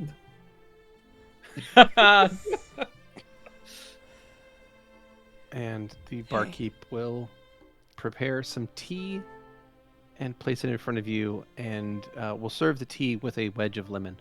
Thank you. I appreciate your magical handiwork. No, well, thank you very much. You're welcome. Just some old tricks I picked up back in school. You went to school for it? Oh, yeah, I spent time at the academy over in Rosalejo. There's Nothing all that important. an academy It's there? ancient history now. What's that? There's an academy there? Sorry, I've never been to Rosalejo, so... Oh, yeah, there's an academy there. It's ran by a bunch of idiots, so I wouldn't recommend spending any time or thought about it. All right. I won't bring it up anymore. I'm sorry. It's quite all right. There's just a lot of people there that don't seem to understand that magic isn't for theory and research purposes alone. There's a lot of good that can be done with it, and a lot of application it has in the real world. I haven't really been around many magic users, technically, or at least spoken to a lot of them, so I'm not really sure how the schools work, but is that really the norm? Sadly, kind of, I think so, yeah. A lot of those Oh. schools end up just training people to sit in rooms all day and read and write books and never actually do anything of value with what they've learned. Okay. And so many of them are so interested in determining if they can or can't do something, they never actually just do anything. They just debate about it and write thesis papers about it and argue in circles about it forever. And then the next thing you know, they become old men and die. So I guess they weren't much use to the world then. that's how I looked at it. Oh, well, the cultivation of the knowledge is still quite helpful. It just may take longer time for it to become applicable. You sound kind of like some of those professors. I suppose potentially. But just the fact that you're out here in a bar is already putting you worlds ahead of any of them. So Oh, trust me, Zu'lin is definitely a fan of practical application. well, there we go. I'm sorry. What for? I'm sorry, my friends are creepy. Creepy. Oh, you should have met the people that I traveled with. They were creepy. Oh? No, you're all seemingly okay sorts so far. Well, the night is young, ma'am. Well, now you just make me feel It old. looks gonna be Oh, deceiving. I'm sorry. What was your name again? You can call me Elena. It's fine. Hi, Elena. My name's Louie. Good to meet you, Louie. Well, if we're going to be looking into this in the morning, I should probably head to bed. And Zul's going to stand up and head to one of the rooms that they have. You got it. Good night, Rooms are out to the Zu'lin. west. Over here. Over And here. you grabbed a fancy room, correct? Yes. Okay, then your So we room got- is to the northwest. Zu'lin has one of them, Louis has one of them, Val has the other one then. is my understanding. Okay. Louie is going to move over along with Bastion to get rid of the space, and then he's going to take out his journal and start drawing in it.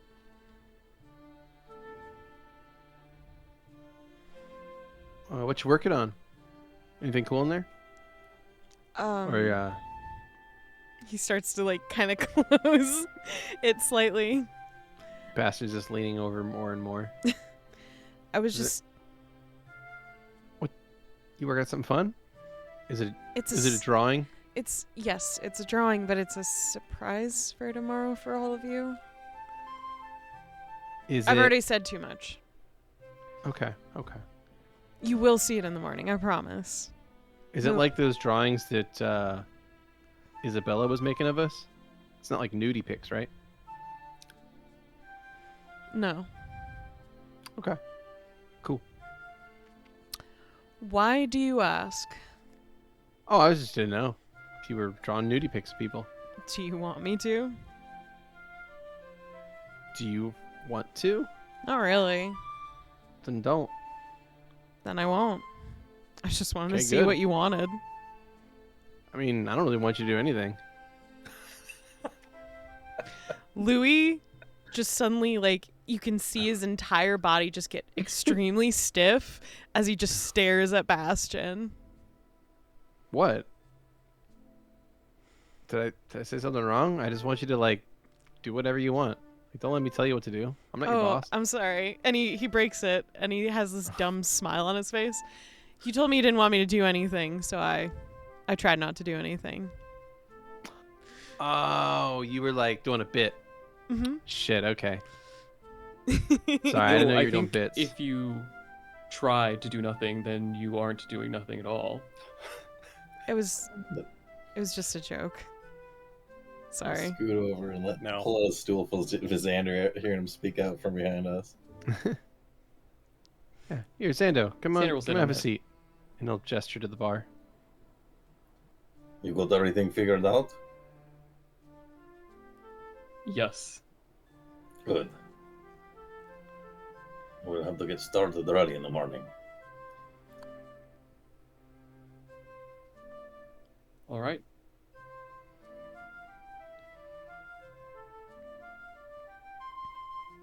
Louie will keep drawing then for most of the evening until eventually he goes to his room or if something else happens. Okay. So does anyone else have anything they would like to accomplish on the evening of April the 5th? Stavik will stay at the bar and journal up to basically the trip up, and since we're finally have a spot to sit and work, he'll draw the just the landscapes in his little notebooks that he's making. They'll just Xander- mingle. Oh, go ahead. Val's just mingling for the night. Okay. Xander will just kind of sit quietly, and kind of stare off, think some more. But after people head off to bed, he'll probably head out and get a lay of the land in town. Okay. So for I'm gonna after a no- while, you head back outside and get a lay of the land of the town of Saraibo. He'll call back after Zen. Would you like some company? Would you like to accompany me, Stavik? I think that there is much that we could talk about, but you seem to be in a good mood tonight, so perhaps we should put off our conversation to another time. Oh, what are those conversations?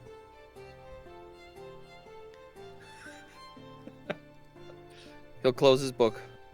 No, I think it's always good to get the news as quickly as possible, as it were.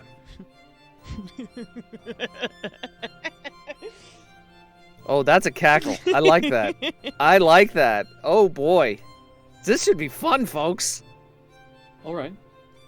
Then he will walk up to the door and open it and gesture for Stavik to make his way through.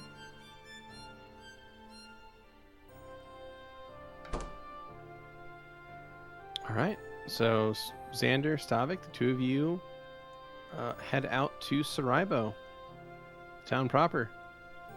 Where would you like to go? Why don't we show me the way to the orchards? I'd like to get a look at it before we get in the light work. Sure. Xander will lead the way out of town and make his way toward the orchard, but he's going to stay a fair distance away from the tree for now. Okay. So the two of you head over to Treeside and make your way up the hills east of town. And sure enough, there in the silhouetted against the evening sky, technically it's opposite direction, so the evening sky would be to your west. So on the east side, where the sky is the darkest, you can see standing amidst some of the hills here are a stand of rather diseased-looking olive trees. Stavik will come as the first ones that as we come up to. He'll take the leaves, pull off, and like just crinkle it in his hand. And this is unfortunate for these trees. As you get close to this area, there are still farmers working around out here, and one of them sees you kind of get closer to the hill, and they begin walking in your direction. Hello. Hey, just so you know, there's a blight up here, so we don't know what caused it. Could be a curse or something, so you probably your best to keep away from that hill. Just, for your own safety. Okay. Don't worry, we're already cursed as fuck. I appreciate your concern for me. I'm fairly certain, unless you are barring me from going that way, I'm fairly certain I will be fine.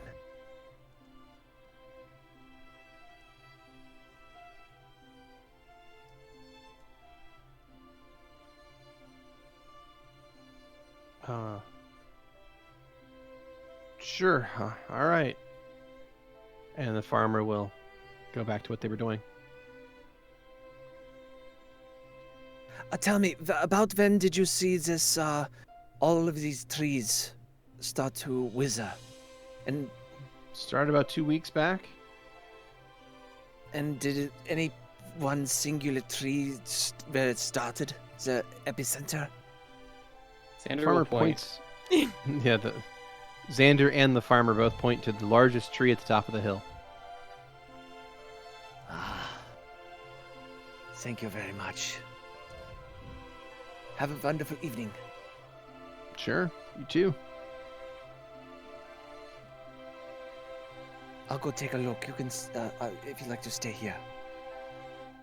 And Stavik will head up towards the tree.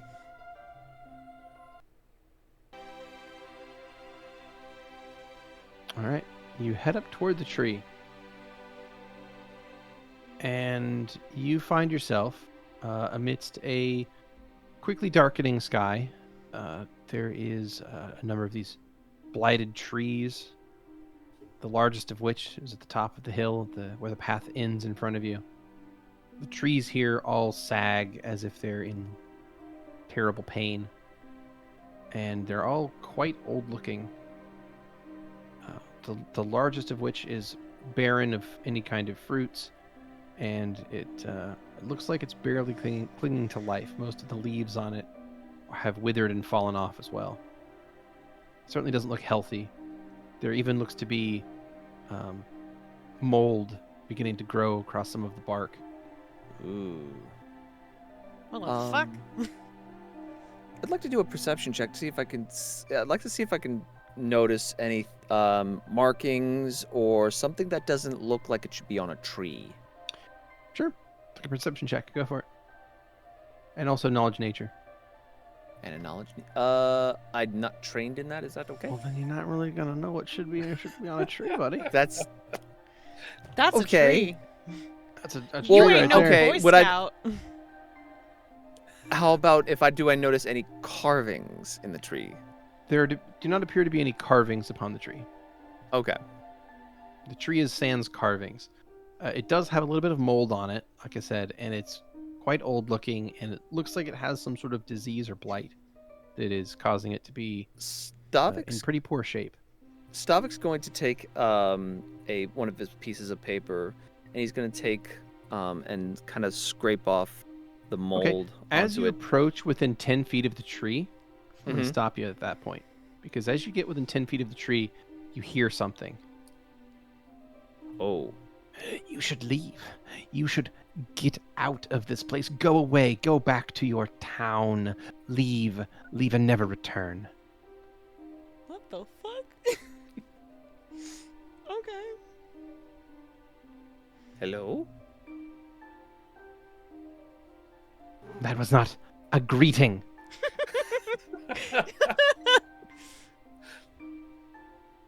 Well, you have to forgive me. It didn't sound too much like a threat. Xander's gonna approach as it seems like Stavik is talking.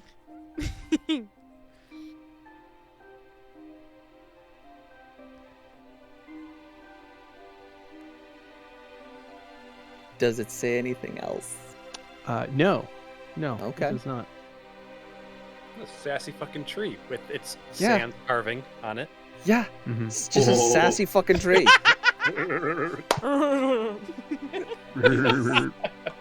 Everything all right, Stavik? It's not like you to talk to inanimate objects. That's more my thing. No, I heard a voice say, leave this town and never return. But it sounded very...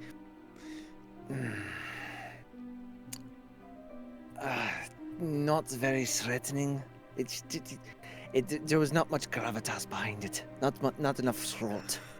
Man, just throw in a you and what army while you're at it.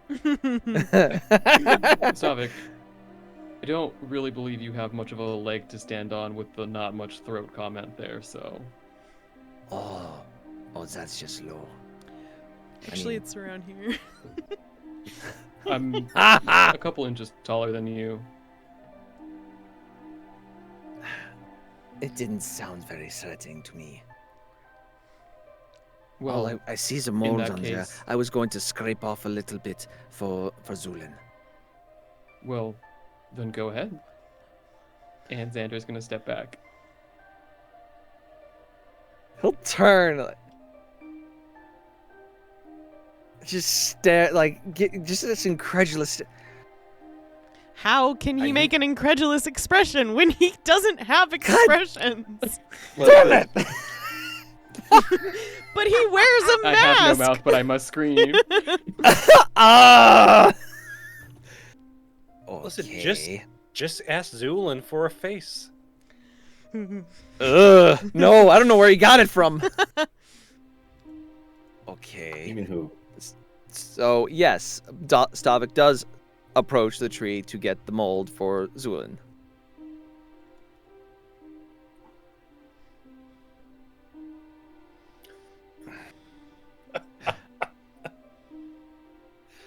Then you have chosen death. Oh my god. So, Stavik, as you Mhm. approach this tree, I would like you to make a perception check. You got it. 18? Stavik, you can see spreading around the area, flickering like embers, like little bits of candlelight. There's sort of flames beginning to conjure up around the tree, floating in the air by themselves. So it's just these little individual candle lights that sort of appear and disappear and spurt into embers and showers of sparks.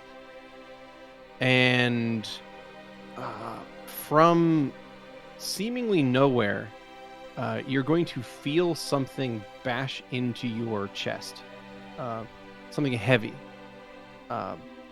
You hear the sound of something scraping against metal, and you look down and you can see 5 marks, like a claw, scratch across the chest plate of your armor, leaving behind sparks and embers along the path of the scratch marks.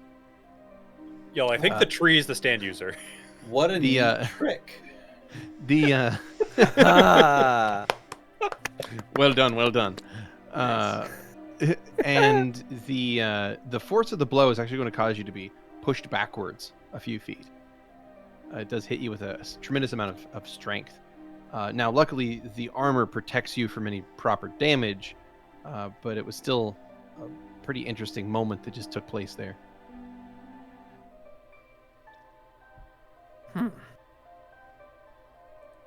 He'll actually turn to Xander. Do you feel sufficiently threatened now?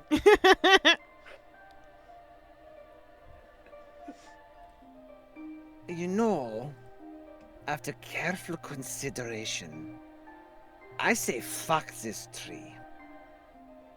Don't think that's the right solution. I would ask how, but I don't know that you know the answer to that question either. So Oh I no, will no, not. no. This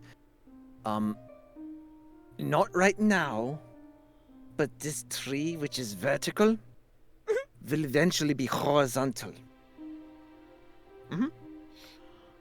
Why are you threatening the tree? I don't think the tree is the issue, Stavik, but this does confirm a lot. And Xander's just going to turn around and walk back.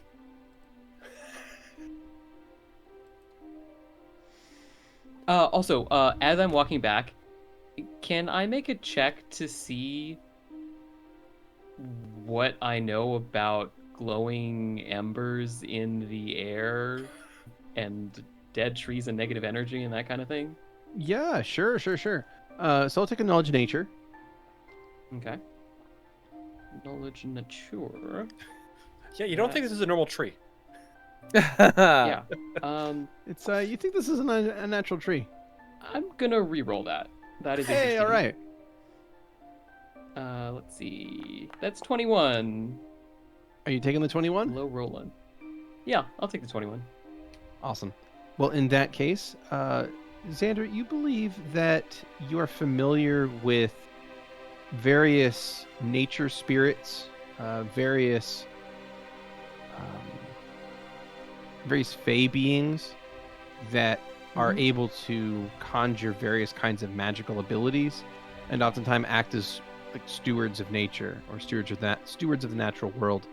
Not all of them are friendly, so this could potentially be something like that. Okay.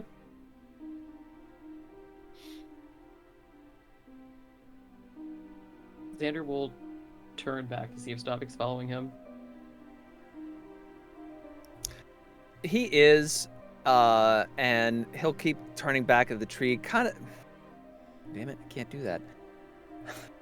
I was gonna say glaring? give it this. Give it the stink eye, but give it a I look. can't fucking Yeah. do that. Yeah, you can't do that. You get to hold up the popsicle stick picture. No, you know what? I'm gonna flick off the tree. We could get you the big eyebrow stickies that you could put on. That's what I was thinking too. Yeah. We'll just put some, like, caterpillars on the top of your hood, and you can just, like, place them where you need to when you need to. I mean, Just why like- don't we just get Zu'lin to give him a face? Yeah. Because I don't know where he got it from. Do you refuse to go to Goodwill as well? You know where they got it from either. exactly. I mean, they call them second-hand stores, not second-face stores. So, Oh, that's where we draw the line? Xander, threatening Aubrey aside, what did you want to talk about before you had to encounter, this?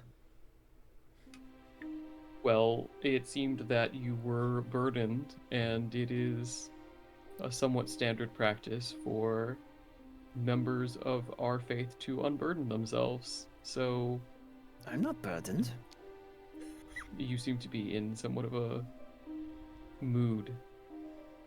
was in a perfectly Yesterday. happy mood. Then a tree tried to fucking attack me. What? That, I think, is fair for anybody to be in a sour mood. Stavik, I said yesterday. As in the day before the current day. As in the day after 2 days before. Mm-hmm. There.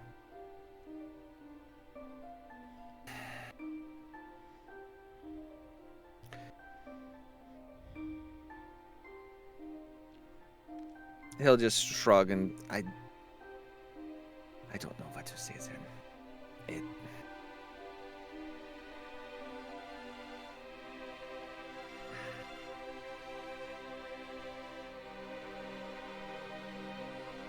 What do you think? But how would you feel in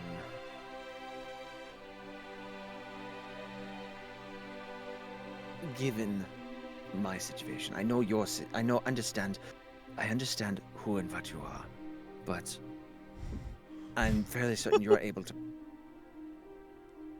You okay? Yeah, I'm just listening. I'm so sorry. It escaped me.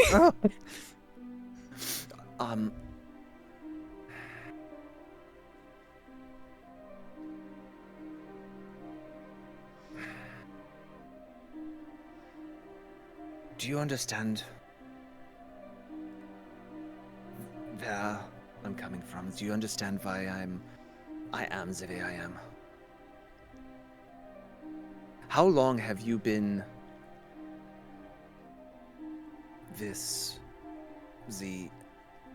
Sorry, I keep forgetting what the official title.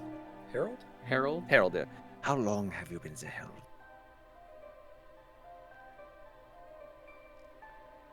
Time doesn't really have a meaning to someone like me.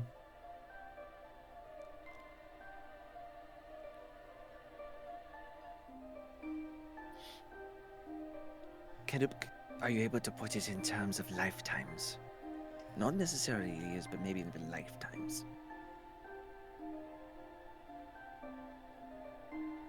Do you mean finite lifetimes or infinite lifetimes? Fair. Because that one. Do you remember when you became the Herald? I think you are suffering from somewhat of a misconception, Stavik.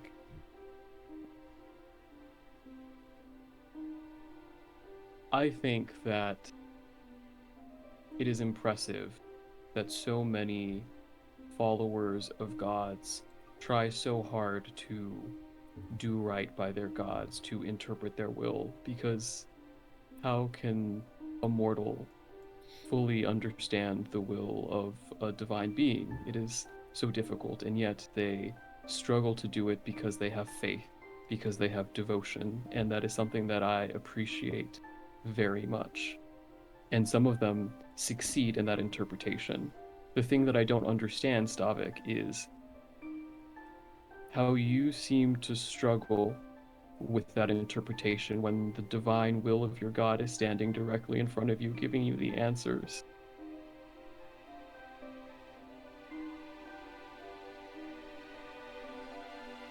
I did not become this way. I always was. I am connected. It's not me and him.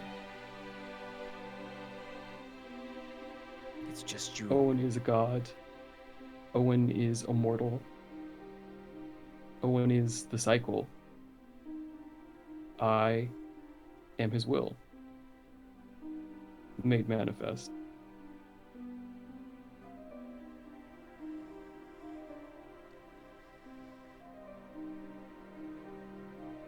Then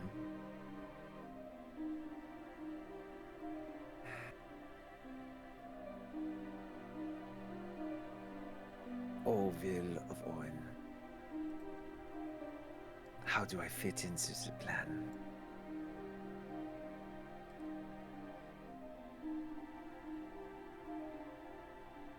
In what way would you like me to answer that question? Because there are several ways I could think to answer the question. Some of them will be less pleasant than others.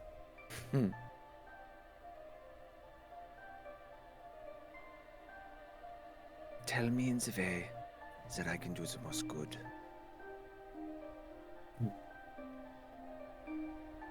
Well, you could have done the most good by rushing to Louis' side when the wolves were attacking instead of standing your ground, like I had instructed you to, when we revealed the truth to you. That would have helped ensure the most good. He was not in any serious danger, because if his life was actually threatened, it would have been taken care of. But I wanted to see what would happen if you could handle the task that I had assigned to you. And much to my surprise, Stavik, you did not act in the way that I hoped that you would, which seems to be a pattern that keeps happening. And I don't understand why that pattern keeps happening, despite the fact that you seem to not want to continue that pattern. So let me ask you, Stavik, why does this pattern keep happening?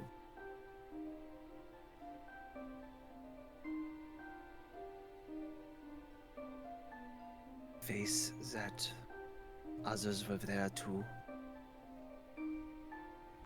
Face that I knew you were there. I did not want the ones next to me to. It felt it would have been betrayed to Zu'lin had I rushed off to sacrifice one for the other. I know that the scales are a little unbalanced in that comparison, but it's still.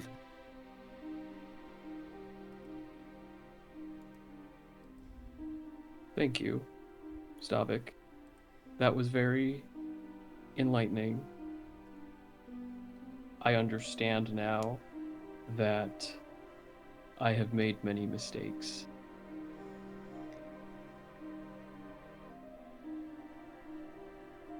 And I am sorry for burdening you with a task that I believe you are not capable of conducting, at least not at the current moment. I understand your feelings about protecting your friends. I think that they are admirable. I think that you are a good man with a kind heart. But I don't need you to be a good man with a kind heart. I needed you to be a protector, a guardian. No, that's incorrect. I wanted you to be one. However, it seems that I was mistaken to give you these tests.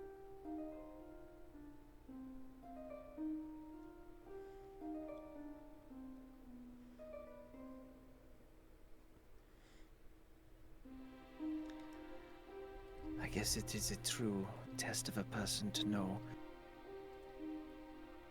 how they would respond so long when they don't know if they are being tested. Yes, indeed. I do apologize that I fell short of your expectations or your hopes. I will not apologize for protecting those around me, those immediately around me. But what I will do is take more seriously your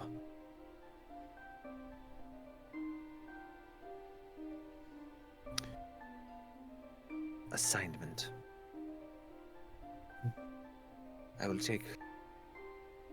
I take responsibility for my actions.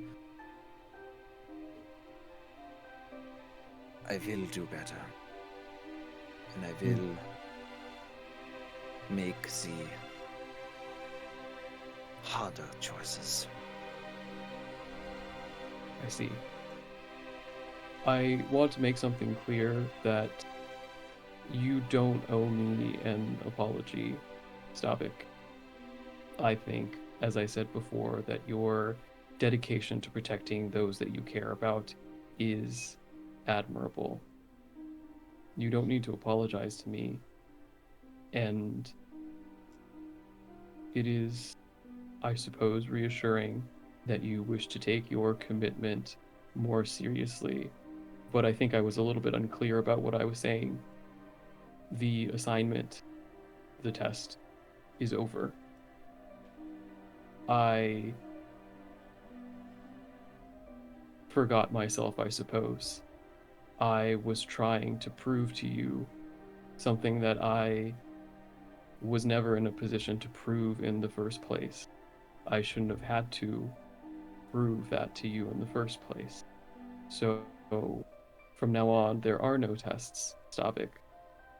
If you wish to prove something, then you may do so at your leisure, through your actions. But there will be no tests, at least from me.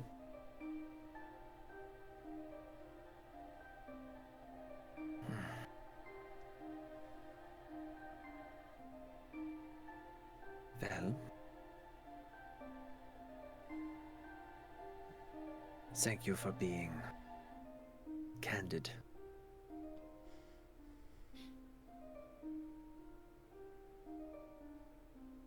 Of course.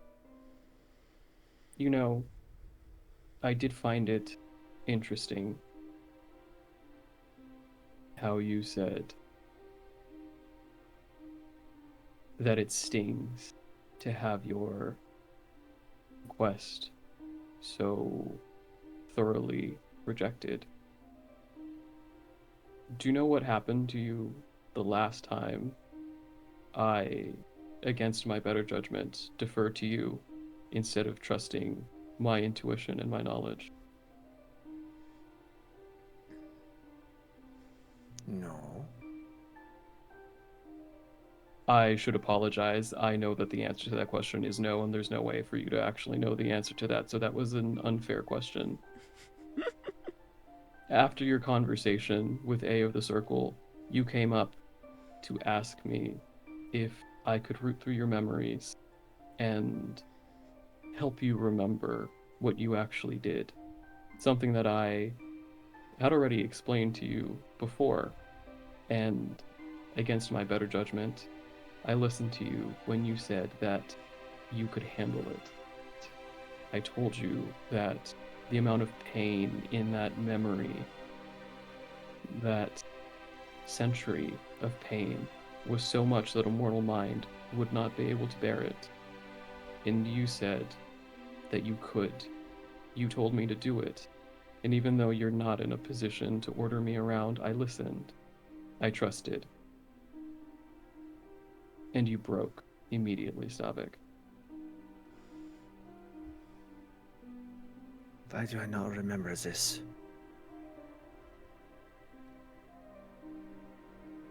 You have your God to thank for that. You were so broken from that, I couldn't even enter your mind again. You would be comatose right now, if not for Louie.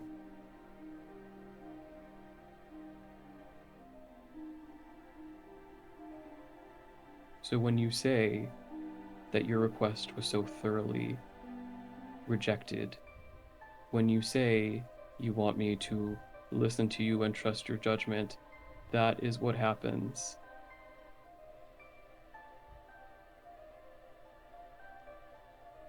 when I know certain things and decide to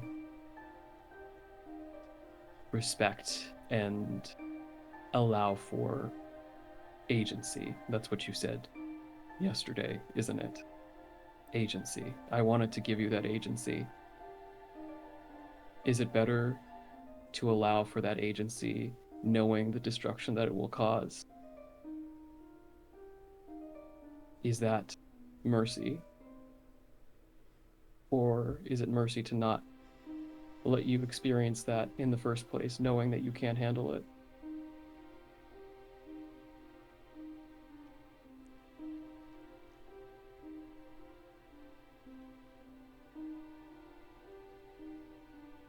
There is no easy answer to that. Indeed. But how can one man be complete if they don't have all the knowledge of their life? I understand this knowledge would crack me, but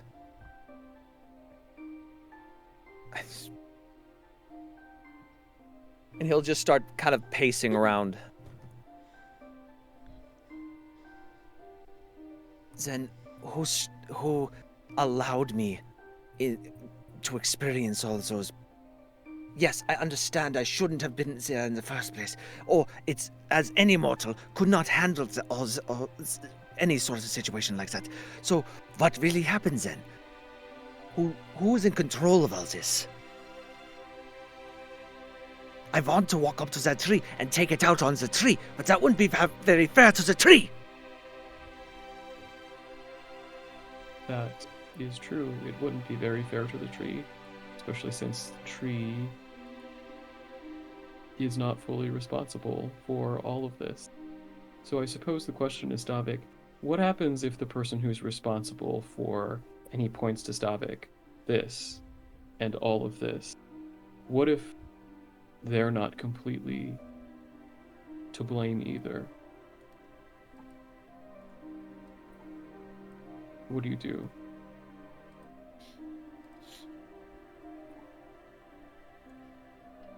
It is not my role to absolve someone's sins. It is not my job to make that decision. However, You're right. I will happily help you present that person to whomever it is to make that decision. Xander will pull out his halberd and twirl it and thump it on the ground. And then he will say, Arbiter's Edge, reveal yourself. And it will begin to glow with a golden glow and turn into a scythe again. That would be mine, Stavik. So,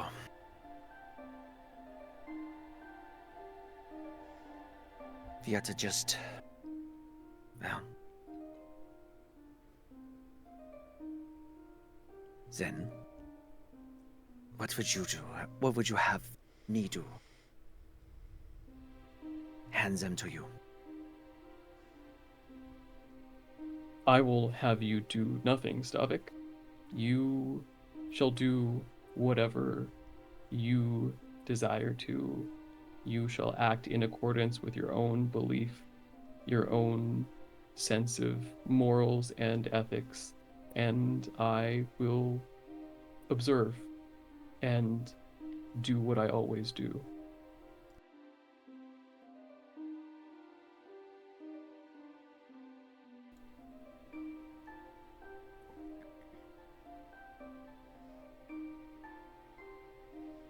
I appreciate your position far better now.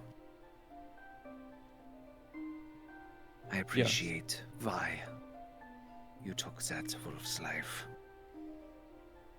Indeed. It does not make me any less sad for it, but it does ease the burden that such decisions can be out of my control. Yes. And that is precisely my purpose, Stavik, to ease that burden, so that nobody else has to hold it. And as he says that, he twirls the scythe and it becomes a halberd again, and he'll stick it back in the holster on his back, and he'll turn and walk back.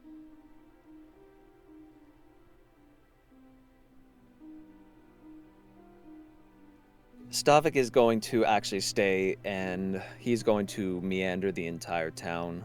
He's going to observe any areas of blight, make note of them, and that's pretty much what he's going to do for the evening.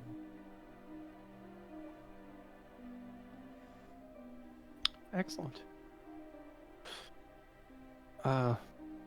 Is there anything else that either of you want to do about this tree that was talking to you? Does it seem to be active at all? No. Not unless you're close to it. Nope. All right. Not yet. Physically or emotionally. Hmm. Give it a little kiss. No. Excellent. Ask the tree about how its day is going before it's going to talk to you. So, with that, the two of you guys can return back to town, and you make your way back to the Greenfields Inn, and you find yourselves back there at about, we'll say, it's probably closer to 8:30 p.m. when you get back to the Greenfields. At that point, Bastion is still at the bar. I believe at that point, Louie and Zu'lin have already turned in for the night. Two of you get back. Only question is, what is Val doing? Val's probably still at the bar as well. I bought to pack it in, but he's still chatting with who's around. Okay. Trading Definitely... stories of adventures. Mm-hmm. All right. Well, Xander and Stavik, the two of you return and make it back into the room. What would you like to do?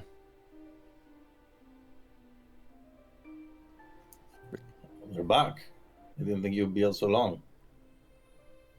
Yeah, did you guys get lost or something? No.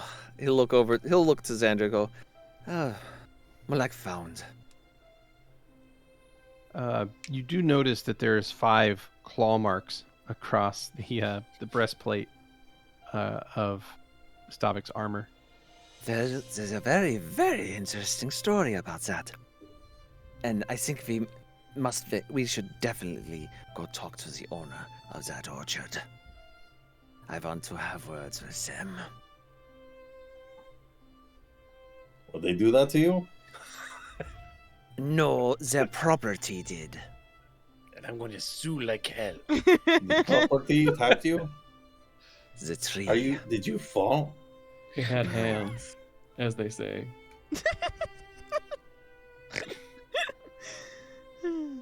The cursed tree? Yes. You're going to go complain to the owner of the orchard because their cursed tree is cursed? Know that the cursed tree is attacking people that are just you trying to... think that's independent of the curse? No, I think it might be like related. The property of the tree from before? I believe it's a fey creature. Or something along Makes those sense. lines. It's pretty fucking cursed, yeah, so that would make sense. I don't think they want it like that though, Stavik. I don't think that complaining to them is going to really do anything. No, but getting but a job would probably be good. Getting some money out of it. That's what I'm hoping to accomplish. All I right. think getting a job from them to handle the tree, while we already know what the tree is and what threat it can pose, we can negotiate a better contract. I agree, and I think that because word choice can be important, maybe we should have someone else handle the negotiations. I leave that to your talented expertise. A wise Valentino. decision. I will be merely evidence. What? I don't think that they need evidence that the tree is cursed, but if they're not convinced, then we'll certainly you'll present that. You Well, I could mean, be a just- witness as well. You don't have to be evidence.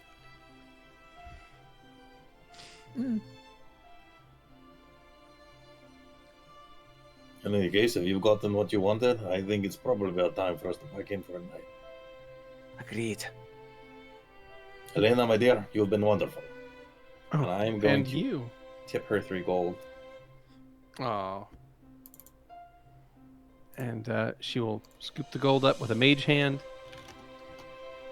and give you a polite bow. Give a flourish bow in response. Listen. You don't give the gold after the night. Yes, exactly. A whole bag of it. Thanks for last night. It was wonderful. Oof. I'd like to drink you in tonight. Oh. That's weird. I think I've heard that story somewhere before. It's an old. No, it's I've an old heard it. Have you halfling heard of a one. will-o-wisp? Why is that one the one you always default to? There's so many other fun things you've said. So much worse. We are leaving. I don't know. No, see, you guys. No, see, y'all are my time capsule of all the inane, not stupid shit, but just the fuck Skrewy kind of comments. You guys, I mean, to be fair, I'm very impressed at your guys' ability to remember some of the stupid shit I've said. Well, on the topic, you didn't actually ask if we fought a will-o'-the-wisp. You just kind of out of nowhere told us that we haven't. Levette walked into a room and Marcus first thing said, y'all haven't fought a will-o'-the-wisp. And I was like, yep. Like a fucking NPC. Yeah. Yeah. Yeah. You have that NPC energy. Mm-hmm. It's like good shit. Oh. thinking he's an NPC. Anyways, table talk. Anyways, so with that, Bastion will stay at the bar, and as I said, Valentino was going to head on to bed at that point. Yeah. Okay, so Valentino, did you have a private room or a common? You got a private room. I'm paying Private for room? it. I'm getting Okay. one for myself. Then that's going to be the one way down here. Wonderful. There you go. So you find yourself in a nice room. It's actually the nicest room in the inn. Congratulations. Suitable. And Stavik, what are you up to? He is going to take his book back out. Actually, no. He's going to ask, excuse me, would you happen to have... I know this might seem silly.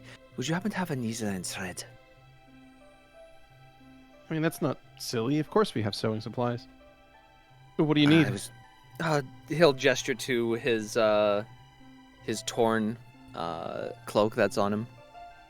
You're getting rid of like evidence right away. Tabard? Yeah. What do you mean? Just you said it was clawed. It was clawed open. Yeah. So you have you wearing like a tabard or tunic over your armor? Yeah. Okay, yeah. In that case, that would have left some scratches in the cloth. So she'll take a look at it and say, "Oh, we don't need a needle and thread for that. Just hold still, okay?" Okay.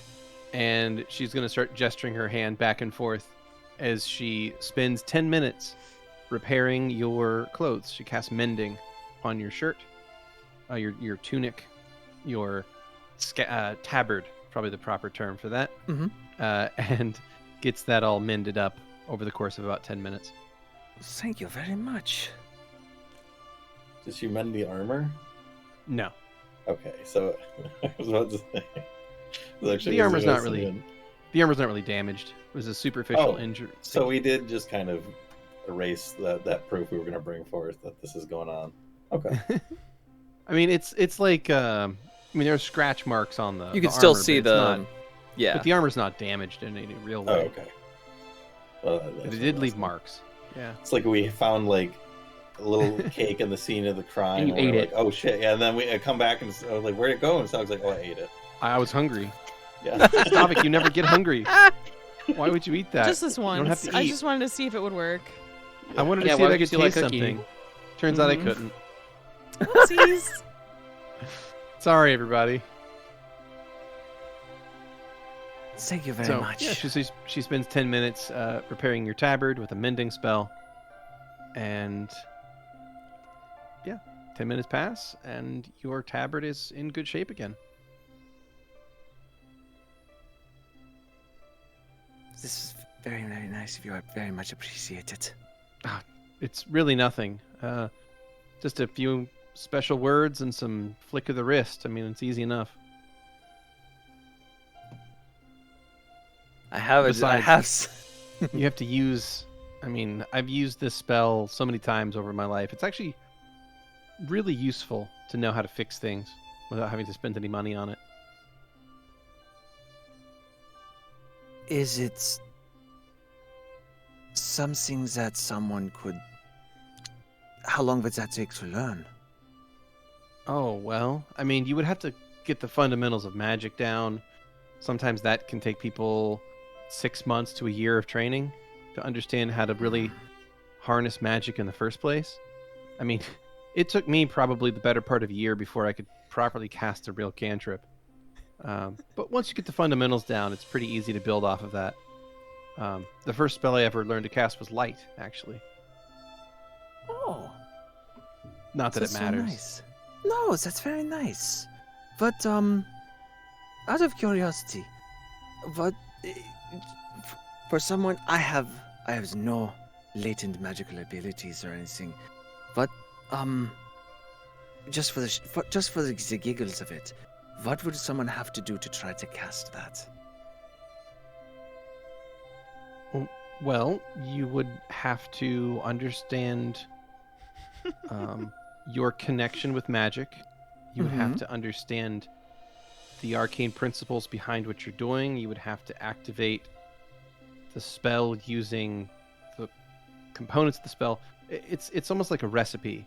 Think of it as like baking. Oh, okay. But now imagine having to bake while counting and doing math in your mind. And then at the same time, you have to jump up and down and rub your stomach and pat your head. And if you get anything wrong, things can explode.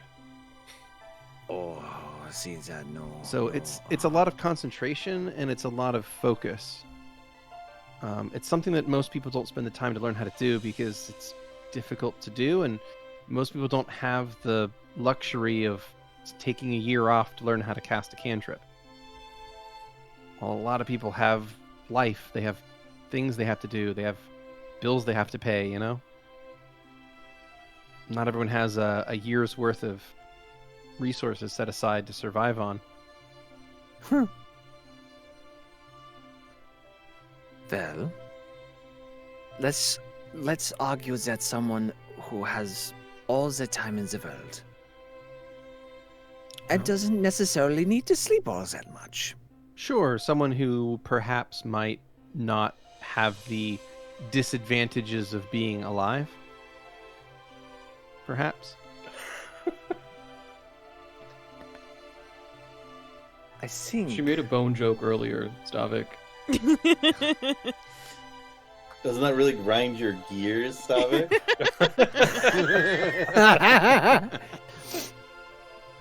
Well, I suppose if you had all the time in the world and you put yourself into the studies of it, I'm sure you could pick up a few things. Now, that might mean that some of your other studies fall by the wayside. Not everybody can master everything, and I'm sure there's lots of things you're already good at. But if you wanted to focus on magic, I'm sure you could learn a spell or two, but I can tell you right now, and she's going to reach her mage hand forward, and it's going to knock on your armor. Kind of makes a hollow tonk, tonk, tonk noise. I can tell you that you wouldn't really be able to wear something like that and cast a spell in it properly. Way too many fine movements. Way too many subtle things that would just completely get in the way of. So, you could certainly learn it, but I think that it might not fit your current life path. That was a good one. That was that. You know, there's always the divine, Stavik. Oh, it's true. If you wanted to learn magic, but not actually have to learn the magic, you could just become a cleric. And that's almost... that's almost cheating how easy it is to become a spellcaster that way. Yeah. Or a paladin. I don't know about that. Paladins tend to be kind of holier than thou and preachy and sticks in the mud. So I've not met this plenty of one. them in my life, and Okay, I can wait tell a you I minute. have liked exactly 0 of them. Well, do you like me? Oh my You, god! We just met, so you seem like an interesting person. I don't dislike you. Like I was starting to. You kind of put me on the spot here, so I'm a little bit concerned now. I kid. Well, I appreciate your candor. I was simply curious as to the necessities of how to attain, and the gesturing to his repaired tunic. Did what you said? Tabard? Tabard. And I was like, and well, I don't think that is a, as you said, life path that is open to me. Who knows? Well, Perhaps you'll be granted a little something for good behavior. I wouldn't know. And he shrugs. from your lips to my deity's ears. Hmm.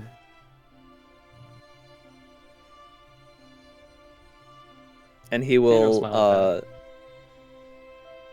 he'll take his book out and flop it open, and he's actually going to draw the tree, and then just arrows.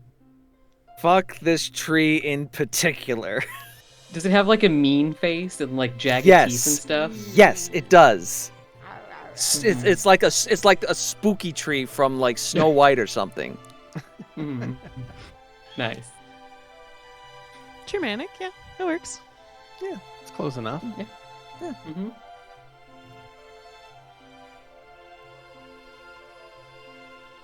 And that is what he'll do for the evening, and draw and notate. Okay. He needs to get a bigger book. And a face. And you just gonna stay at the bar all night? Until they until the lovely barmaid tells me, "Hey, get the fuck out of here." In those Okay. exact words. Yeah. You need a book with a face. Or on to it. give me You a can cover hint. Both those at the same time. So I will take a perception check, Stavik. While you are busy doing something, you're going to be a little bit distracted. So please make a Sure. perception check to see if you notice something else. Xander, Can what are I you doing as for well? the rest of the evening? Oh, Xander is he's by the table. How's the moth doing? It's just fine. It's Okay. happily walking around on the table. Great. Then in that case, Xander will probably, for the rest of the night until people retire, he'll just be absently playing with the moth with one hand and just kind of watching Bastion. By the way, now that I have a proper moth guide in front of me, I do want to give a slight update on the body and wing shape of this particular moth. Oh, okay. I said before Luna moth, and I think that's accurate for maybe the size of the moth, but not for the wing Okay. shape. It doesn't have the little swallowtail going on. Okay. Oh, it okay. actually So has it's like a silk moth? the overall body shape and wing shape of a white moth, except with crescent Oh. moons. Very cool. Okay. So- I'm going to use a reroll, by the way. It for that does have perception. particularly big antennae that are very fluffy looking. Okay. 15 this time. Okay. So yeah. So Xander, you just you said you're playing with the moth. Playing with moth and watching Bastion because I think he's drinking, right? Yeah, he's had a lot to drink Yeah. tonight. We'll just be looking at Okay. him every once in a while. Then I'll take a perception from you then as well. Okay.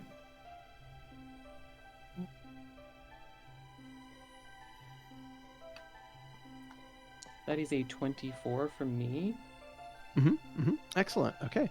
Well, in that case, Xander and Stavik, the two of you are going to notice Stavik, even though you're distracted with writing, you still manage to pick up most of a conversation that's had. Elena and Bastion talk for a little while, and he is going to do his best to, get to know her a bit better. He seems to be trying to flirt. So to save myself from having to do both parts of that conversation, I'm just going to say that he spends a good amount of time talking to her, and she seems, that this weird guy is maybe a little bit charming. So that's a thing. And so time passes, and eventually most of the guests clear out as midnight rolls around. She is going to close up the shop and thank everybody for drinking, collects any payment that is due, and then will head on out of that area, closing down the place.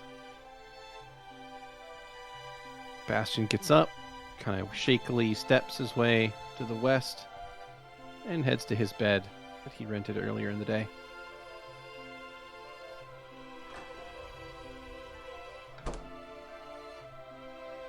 Leaving Xander and Stavik pretty much alone in the bar area.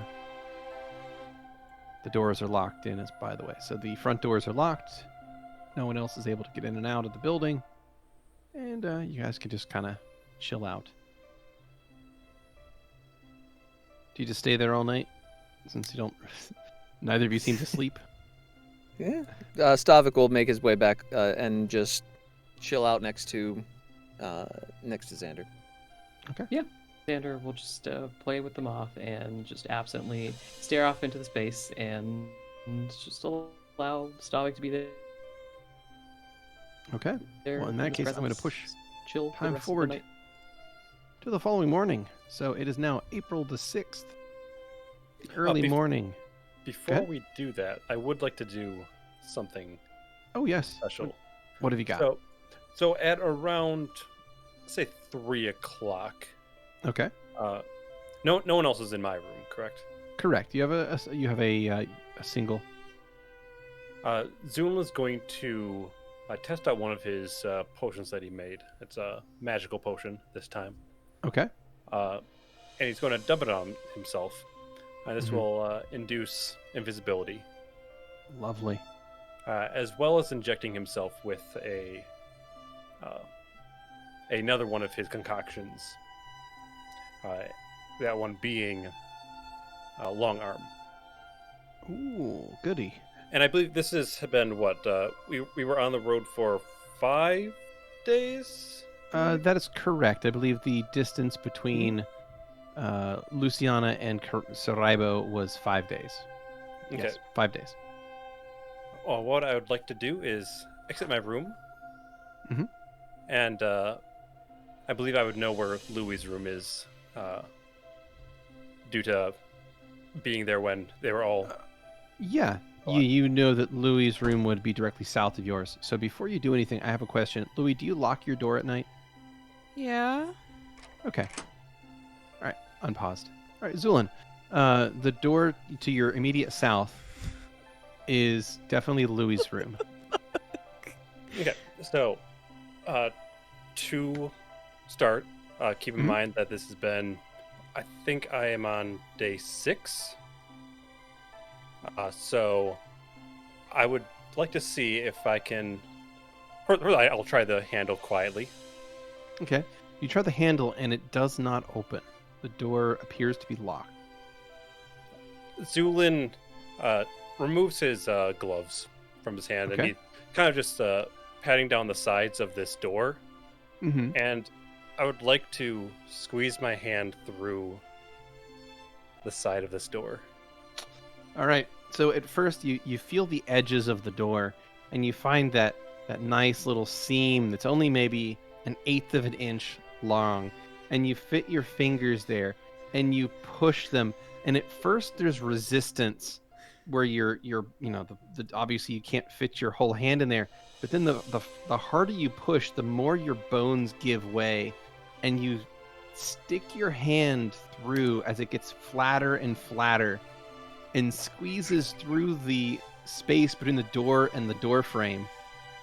Once it gets to the other side, the thickness returns to your fingers, and you reach your hand across the front of the door, feeling around for the lock blindly until you find it and disengage it.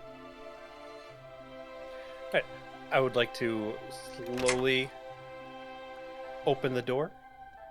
All right, Zu'lin, you open the door after having retrieved your arm through, and you find that the room is quiet and dark. What would you like to do then? I would like to enter the room. Okay. You see Louie appears to be sleeping on the bed. Wonderful. I'll take one of my syringes. Okay. And into Louie's mouth, I'd like to place one of my sedatives. Louie, please make a perception check, Yeah. and then follow that up with a fortitude save. Yes, sir. I think I don't like Zu'lin Crowbottom anymore. Yeah. Okay. No. Wait, this is the moment? My fortitude is a 19. Yay, high roll. And then my perception is a 15. Notably, I chose to go to sleep this night. Whoopsies. So it's like negative Won't make 5. that mistake. Yeah. So you got a -5 on your perception, so Yeah. you do not wake up. No, I do not. But technically that's just to notice something like a sound or anything. But since something was literally placed in your mouth, you don't have that big of a penalty. Okay. But I will take either a stealth or sleight of hand from Zu'lin for that action. Let's see.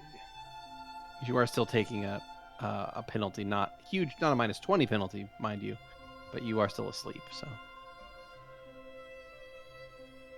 That's a 19 for sleight of hand.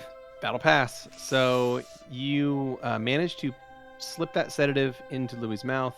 Louie, luckily though, you rolled very well on your fortitude save. So even though you were hit with a sedative, it is not fully effective on you. It is going to give you, instead of knocking you out completely, it's just going to further reduce your penalties for being asleep. Okay. Right, further increase the penalties rather. So at that point, Zu'lin, you have a syringe. What do you want to do next? I will wait a minute. I'd like to decide if the sedative has worked. Okay, make a heal check. You got it. I need to change the music. This is hard to So lighthearted. nice. I need to switch this to something fucked up. Can you put No, the this is the Sims perfect shopping amount of music? lighthearted. We don't need to use the Riz music for everything. I'm sorry. You know what? You're right. We'll switch That to is a this one. 25, by the way. Okay, a 25. Well, that is enough to determine that the sedative is functioning at a minimal capacity. So it is not completely knocked out. Your patient? Okay. Is that Oh. maybe the right word? Wonderful. I'll put another one in. Victim. Okay, you'll put another one in. Louie, make another fortitude save. Okay. Just give him 10, another Zu'lin. Another right. perception check. 14. That's gonna fail. So 11. So you don't notice, and you are fully knocked out. Give me another heal check from Zu'lin to determine if this has worked. That is a nat 20.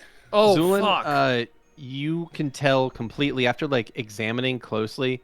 Louie is completely out. Like you can even once you're finished with your examination, you can actually slap Louie right in the face, and he's not gonna wake up.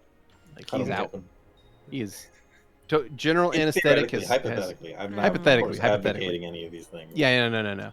But yeah, Louie at this point is fully unconscious, having been rendered completely dissociated from reality by your sedatives, and is completely knocked cold. So, what then? I say, terrified. Zu'lin is going to collect some blood samples, Okay. take some notes, Okay. And Just a couple also, teeth. as I've said plenty of times, is going to perform a procedure on. Could Louie. you send me in private messages the specifics of what you do? The same one I do every time. Let's All right. I've only Trying done to like take over the world. I've only done it imagine- 9 times. Let's just imagine that I don't remember exactly. Just Right. to refresh my own mind. Louie's gonna wake up and be like, "Where are all my teeth?" Oh no. Have like sleep paralysis for like 3 hours. It's just like, why can't I move? That's just a normal day, honey. 3 additional hours. Gotcha. Okay. That's a little much. You're right.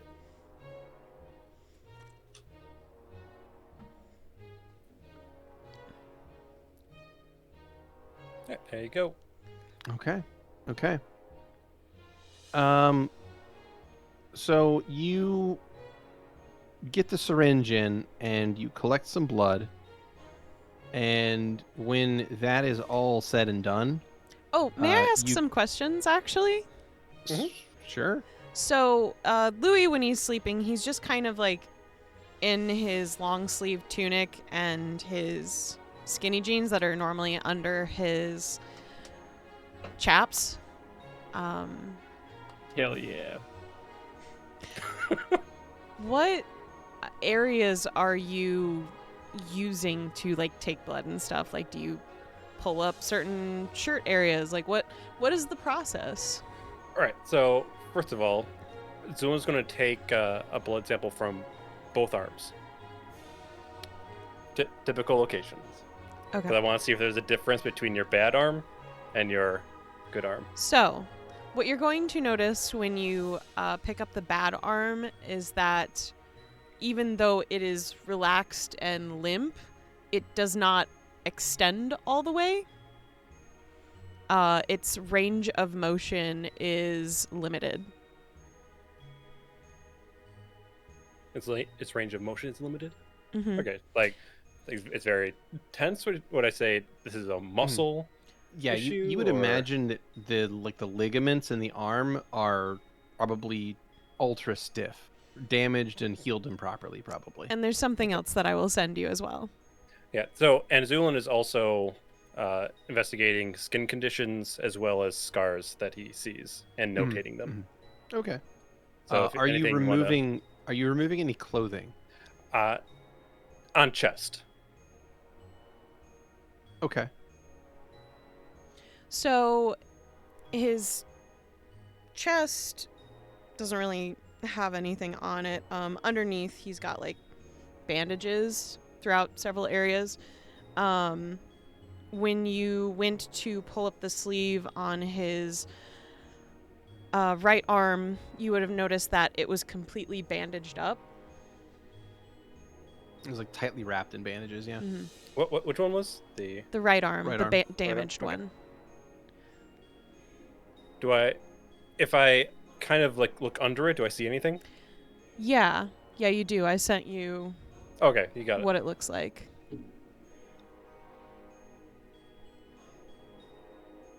Mhm. Alrighty, you got it. And yeah, so you examine and you find that I would say that Louie's skin, if you're looking for scars, you hit the jackpot. I think maybe is the way to put it. Like Louie's pretty much covered in scars. And burns. Some areas Burn are scars, yeah. worse than others. Mhm. But yeah. I'll also take a very, very small sample of a certain one. Let's see. Okay. And then after that, I'm going to perform the procedure I sent you. Yeah, Beardy? you got it. Okay. And afterwards, I will put Louis the same way he was. I'm going to exit the room and lock the door. You got it. You exit the room, shut it behind you, and then squeeze your hand through again and re-lock the door. And at that point, obviously my invisibility would be gone. It would have worn off during the procedures and whatnot. And I will go to my bed and sleep like a baby.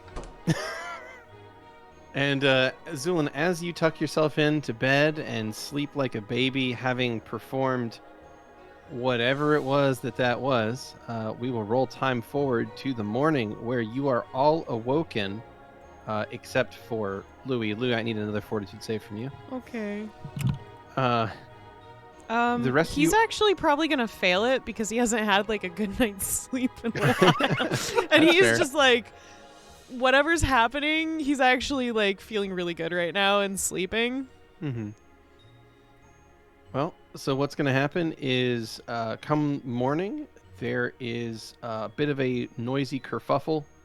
Xander and Stavik, the two of you, by the way, since you were up all night, I will have you make one perception check, and this is for when Zu'lin was leaving Louie's room while not Me invisible. or both of us? Both of you. You Okay. each get one perception check for that. Okay. That's a 23. 12. So let's see. Zu'lin, would you like to make a stealth check to cross the room? You go back to your room there from Louie's room. Sure. Go to... Is that stealth? Yeah, we stealth check. Yeah. You got it. That's a 20. Woo! Okay. So, yeah. In that case, Stavik, you do hear some footsteps, but by the time you walk over there, the hallway seems to be clear. So, like about, we'll say about 3:30 in the morning, something like that. You hear some footsteps and you hear a door close. But if you do walk over to investigate, It's it gone. appears that all the doors are closed already. So, Must be the wind. well, just maybe somebody just got up to empty their night pan or whatever. Had to throw out some night soil, that sort of thing. Some night soil? Yeah, that's what you call poop. Is that my superhero Huh. name? Oh That's God, the proper no. term for it. You learn something in D&D Yeah. every time. And then the people would come by and if you poop in a medieval inn, that poop does not belong to you. What? There's your legal knowledge for the day. Yeah. If you poop in a medieval inn, this is a real life thing. If you poop in a medieval inn, your poop belongs to the inn, and they sell it to gong farmers. Huh. There you go.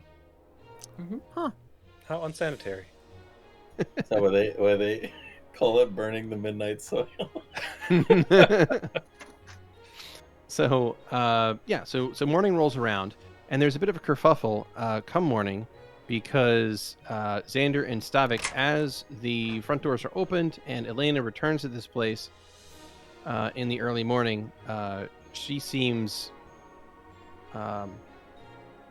terrified, I guess. Maybe that's not the right word. Maybe perhaps startled would be the way to put it.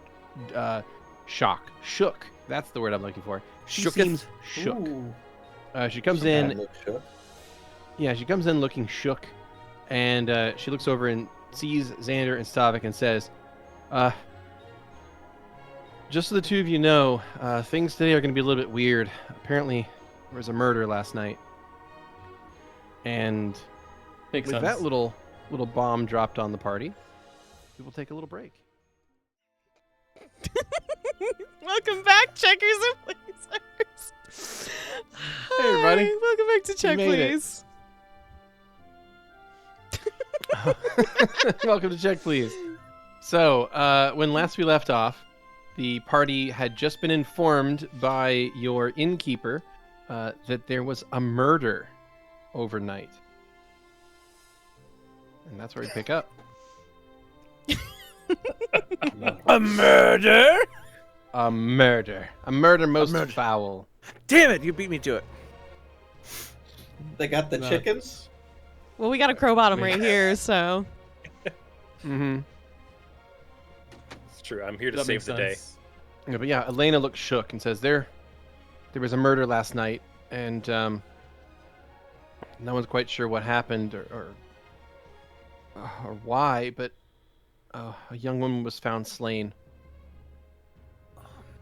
Just be careful. We're not sure the guards are patrolling extra hard today, so we've heard there were problems over, in Luciana, west of here, but we didn't think that they would happen here. Yeah. She seems distraught and distracted and will walk on to get behind the bar. I think we should wake everyone. That would be a good idea. And we will go off to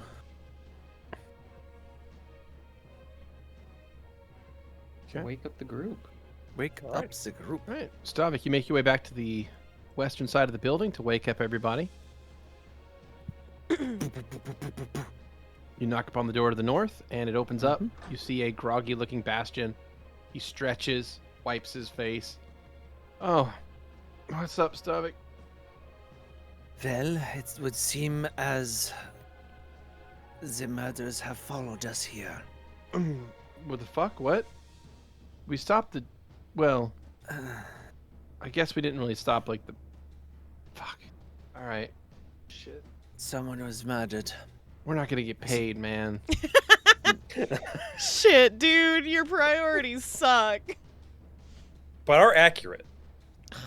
Though, if the killer is following us now, that means there won't be any more deaths in Luciana, That's potentially, true. which means should we be might get paid. Yeah. Yay. Bang, bang, bang. Zu'lin, there is a knock upon your door. Who is it? Your osteopathic friend. Friend, what can I do for you? And Zu'lin's going to groggily get up and open up the door. Well, it would seem as though the murders have followed us from Luciana. With marking included, then. Unknown yet, but we know there was a murder last night. In the building. No, the barmaids told us that they were alerted that there was a murder. I believe the town guard has been alerted. I think we should at least investigate. See if there's any connection. Understood. Give me a minute to get ready. And Zu'lin's going to get a few of his things and is going to inject himself with something. Okay. Heroin.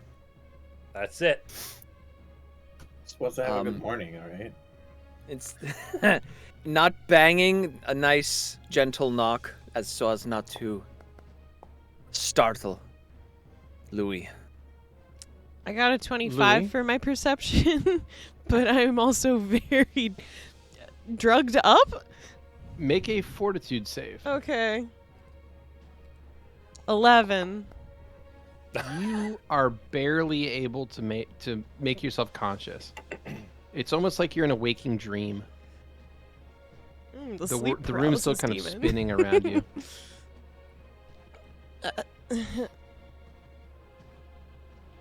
That's all you hear. Louis! I'm a little forceful with my knock this time. Boom, boom, boom. Louis! Louie will attempt to sit up, but it's more like he's floating, so he just kind of like inches himself mostly on the bed, but has not really moved at all.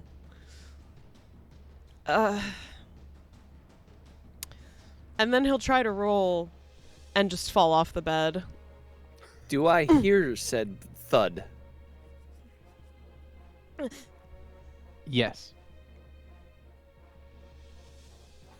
Louis, answer me now or I'm coming in.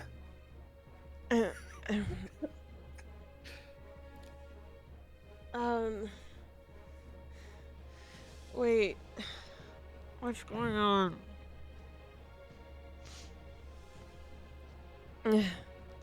You just hear a lot of weird grunts. While I respect your privacy, I'm using my personal authority to open this door. And he's gonna try to kick in the door. You kick the door, and at that you hear a shout from the east. The hell's going on over there?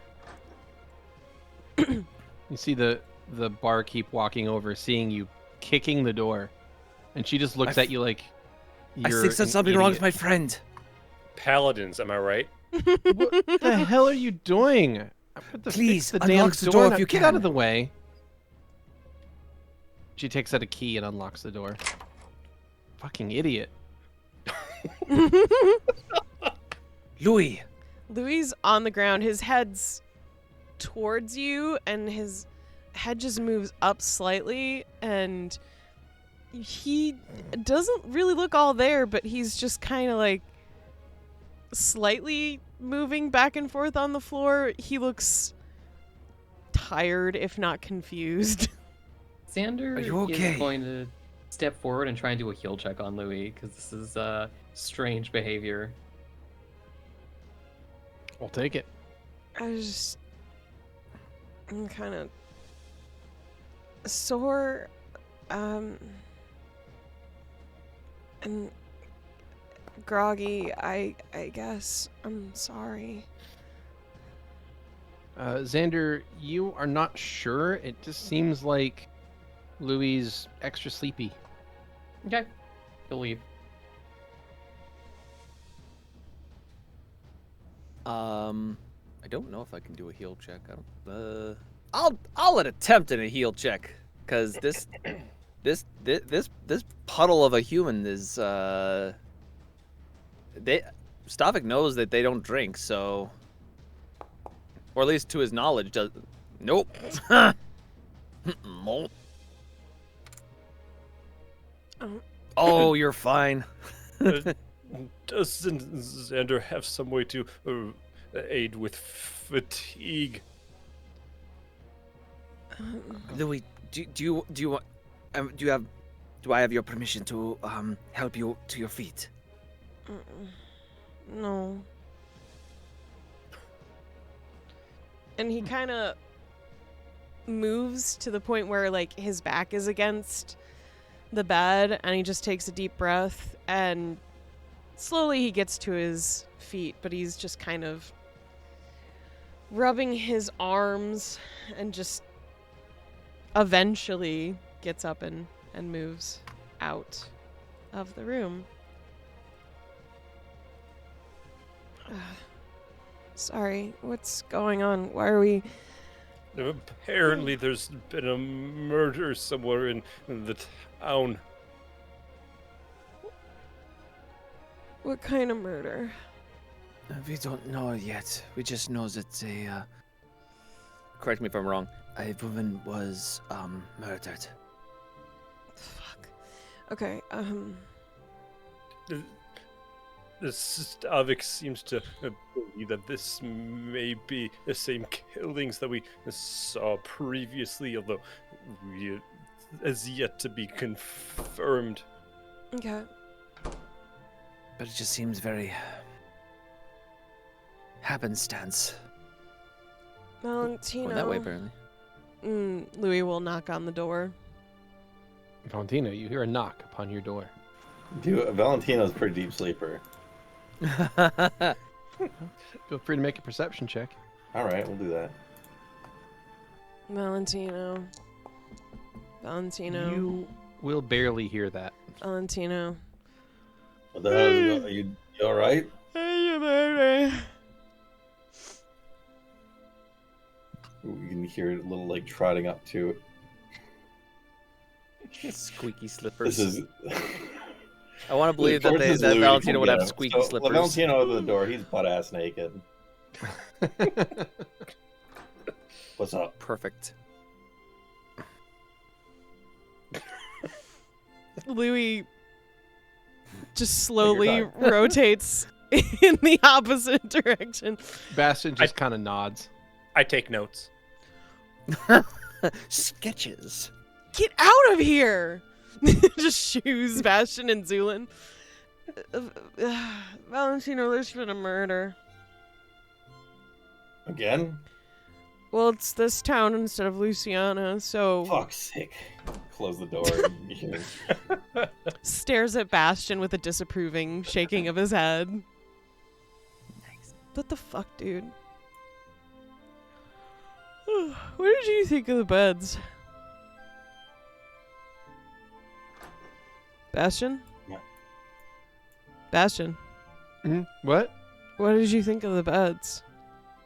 Oh, the beds here? Are you kidding? They were like some of the softest beds I've ever slept on. Holy shit.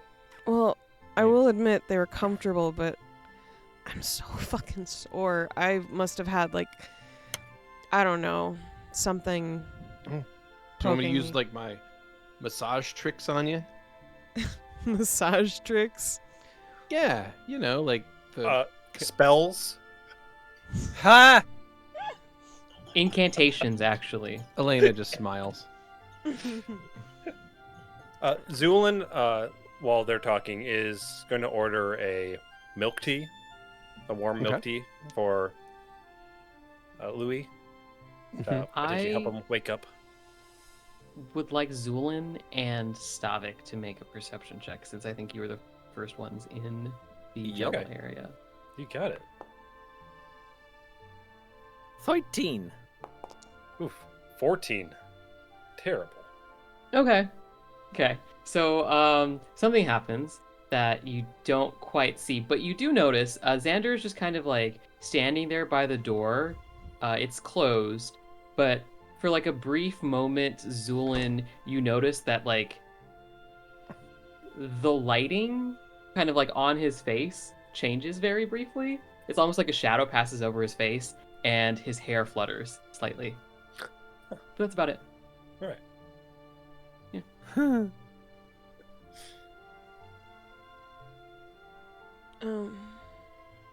Thank you, Zu'lin. That's very, very sweet. I'm sorry. I just No can't wake up problem. today, I guess. That's what I get for actually sleeping. After not sleeping for a while, I guess. Well, it may be your body's lack of circadian rhythm. It may take a while of continued sleep cycles for you to get back to a sense of normal.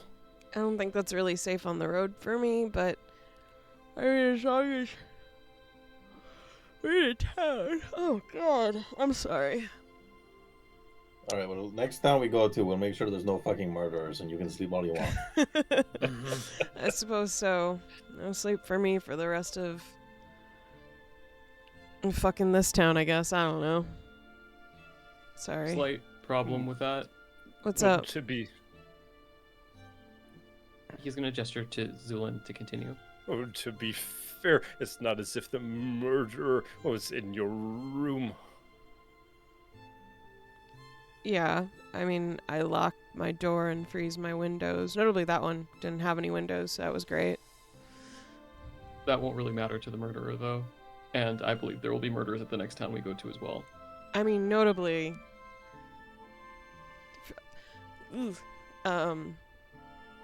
never mind. That's a morbid statement, and it's not good.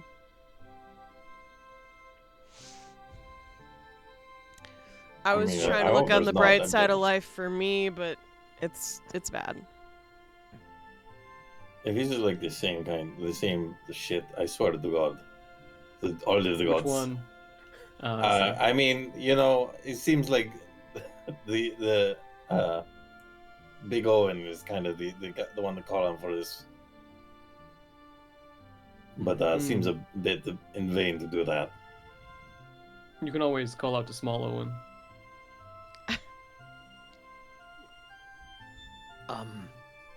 Excuse me. Where would we be able to find the guardhouse? I think would be the best place to look to start. Who got murdered? Where did that happen? Oh, apparently last night. And he'll look over to the barmaid again. Yeah. She nods. Yeah, the guard was talking about it. They're pretty much got the streets locked down. They think they might be able to find the murderer, but I don't know. The body would probably be taken to the temple. Which or is there only one temple here? There's really only one major temple. It's the Old Stone. It's west of here, northwest of here. What is that, Ma'at? Or you have a particular patron god, or is it just Oh. kind of a generalist temple? Eden mostly, but sort of. Fuck. eh, Oh. Yes, that's the reason. Oh. She shrugs. I mean, it is a farm town. Yes, I mean, if we had a blight going on, it seems like Eden might be helpful here. Well, tell that to Belmas.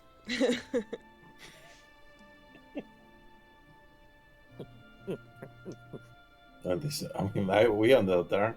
Got better. That is true. Well, So I if, think we have I guess we're better than Eden. if we could, I'd prefer if we were able to inspect this body as soon as possible. Let's go. Head to the Alrighty. You one all that we see this leave. evening. You leave the Greenfields Inn and head out into the town of Saraibo. Okay. So from there, as soon as you leave the building, you can see that there are a number of town guards. They're patrolling the streets. People are lining up or being lined up for questioning, and the town is pretty much on lockdown. As soon as you exit the building, you see a few of these guards sort of wave you all down to get into a queue to be interviewed. Alright. Well, I feel like our alibis will be pretty easy for this stuff. So you said there's like a line.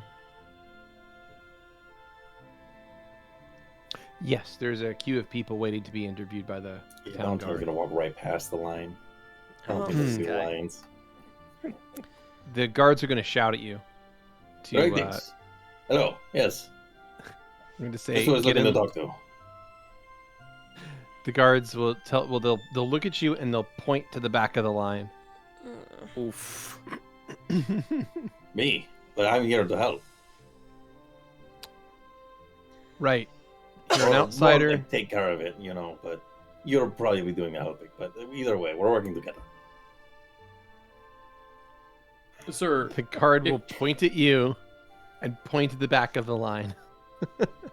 Xander will walk up behind Valentino and say, what my friend here did not mention is that we are investigators and we have been tracking some mysterious murders that have been taking place in this portion of Burgos. We think that they may be linked. And he'll pull out his badge. And I'll give him a flyer. Make a diplomacy check. Nice. Who's Let's see leading about this? Yeah, you can lead. I would say whoever has the higher bonus. Definitely not me.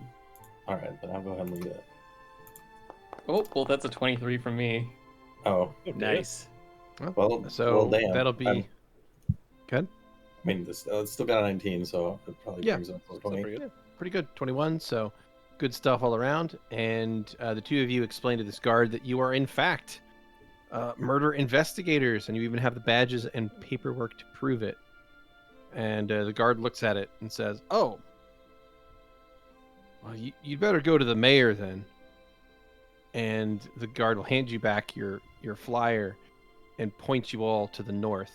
Not even that far from you, actually, just a few blocks to the north, is the mayor's office.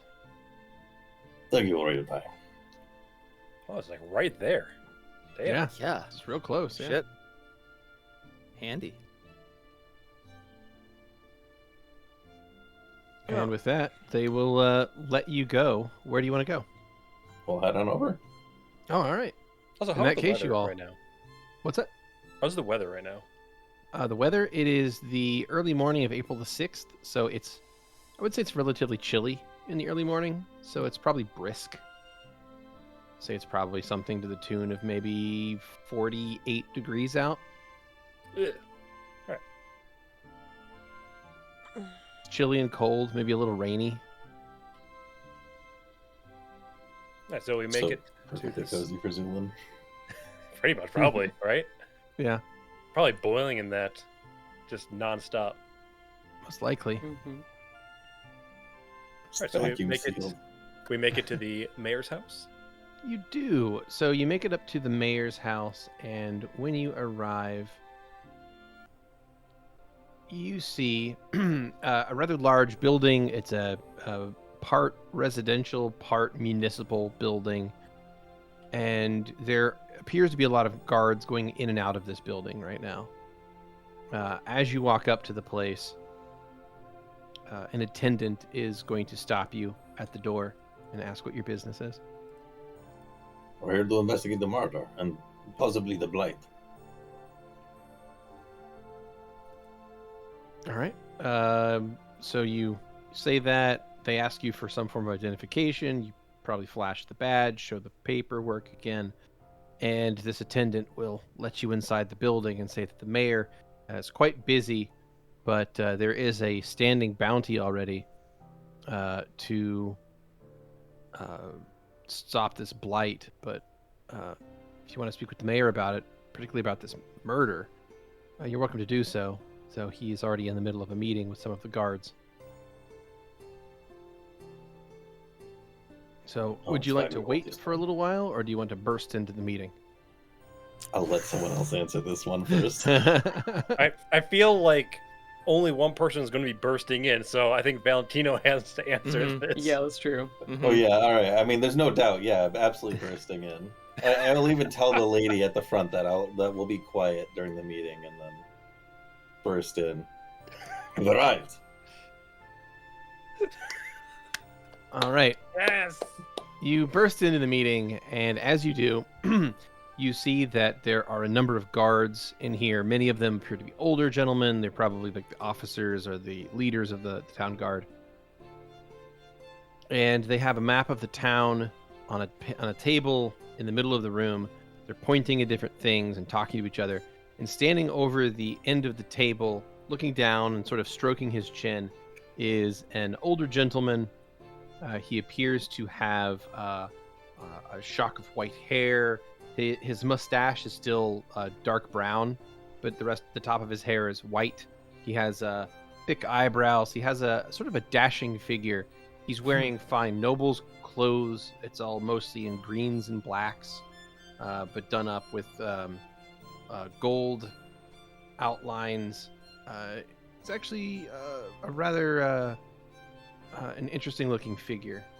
I'll climb up onto any chairs or box or anything so I can see up on the table, just like I'm part of the meeting, like I've been expected. All right, so let's get this figured out. Hello. Good morning.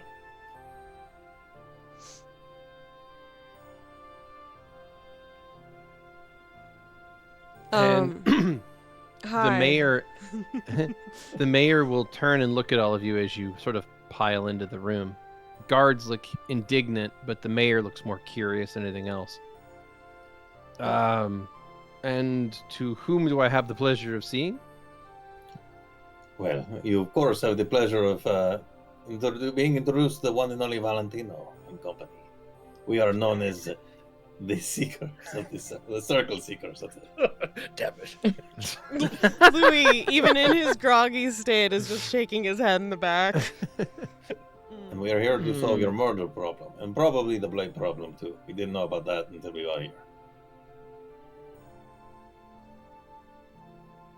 I see. Well, we don't really know much about who could have done such a murder or why, but you're welcome to assist the guard if you so choose. If you are such great investigators and you manage to get to the bottom of these things, the town coffers would certainly be opened to you as a show of our gratitude. Great. Where do we find the body? It is currently at the Old Stone, Thank you. a temple to the northwest of here dedicated to Eden. And I believe you would find it in the care of our Father Mateo. Thank you. And likewise, I'm aware you're the mayor, but I didn't get your name. Ah. Well, Valentino, it is good to meet you. I am Mayor Rodrigo de la Torre. Give me a hand to shake. And they'll lean forward and shake your hand. It's a pleasure to meet you, Mayor Rodrigo. No, please. Just Rodrigo. Shit.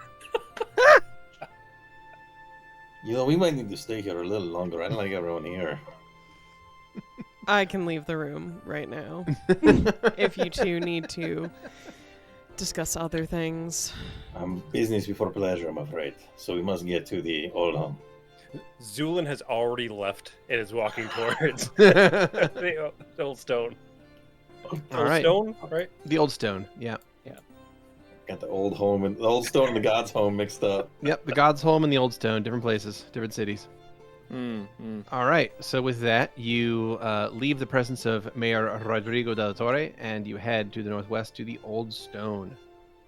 All right, the Old Stone is one of the oldest buildings. It actually predates the town. And as you arrive here, you find a rather old-looking stone building that is covered in tree and plant motifs. There are like reliefs carved into the old stone structure that shows crops and trees and forests and all kinds of lovely animals and things. But it is a temple dedicated to Eden, as it would appear from the holy symbology carved upon its surface. There are a couple of guards standing outside because of the earlier events. I know we had a whole campaign, 2 campaigns of just kind of going over this, but is there any sort of like gesture that one would take to give homage to Eden, like planting an acorn or some shit? That's Louie's. I was gonna say it's one you raise your middle finger. I didn't realize Levette was so devout. As far as like a hand gesture, not exactly, no. Okay. Edenites are not a cool person club. No. Edenites are very much the default religion. I mean, they're not Sure. cool. It wasn't so much about indicating to the guards. It was just like something you might do before you enter a church. Sure. No, but there's no such gesture that you're familiar with, at least. I mean, I feel like making like a tree shape with your hands is a little bit of an odd thing.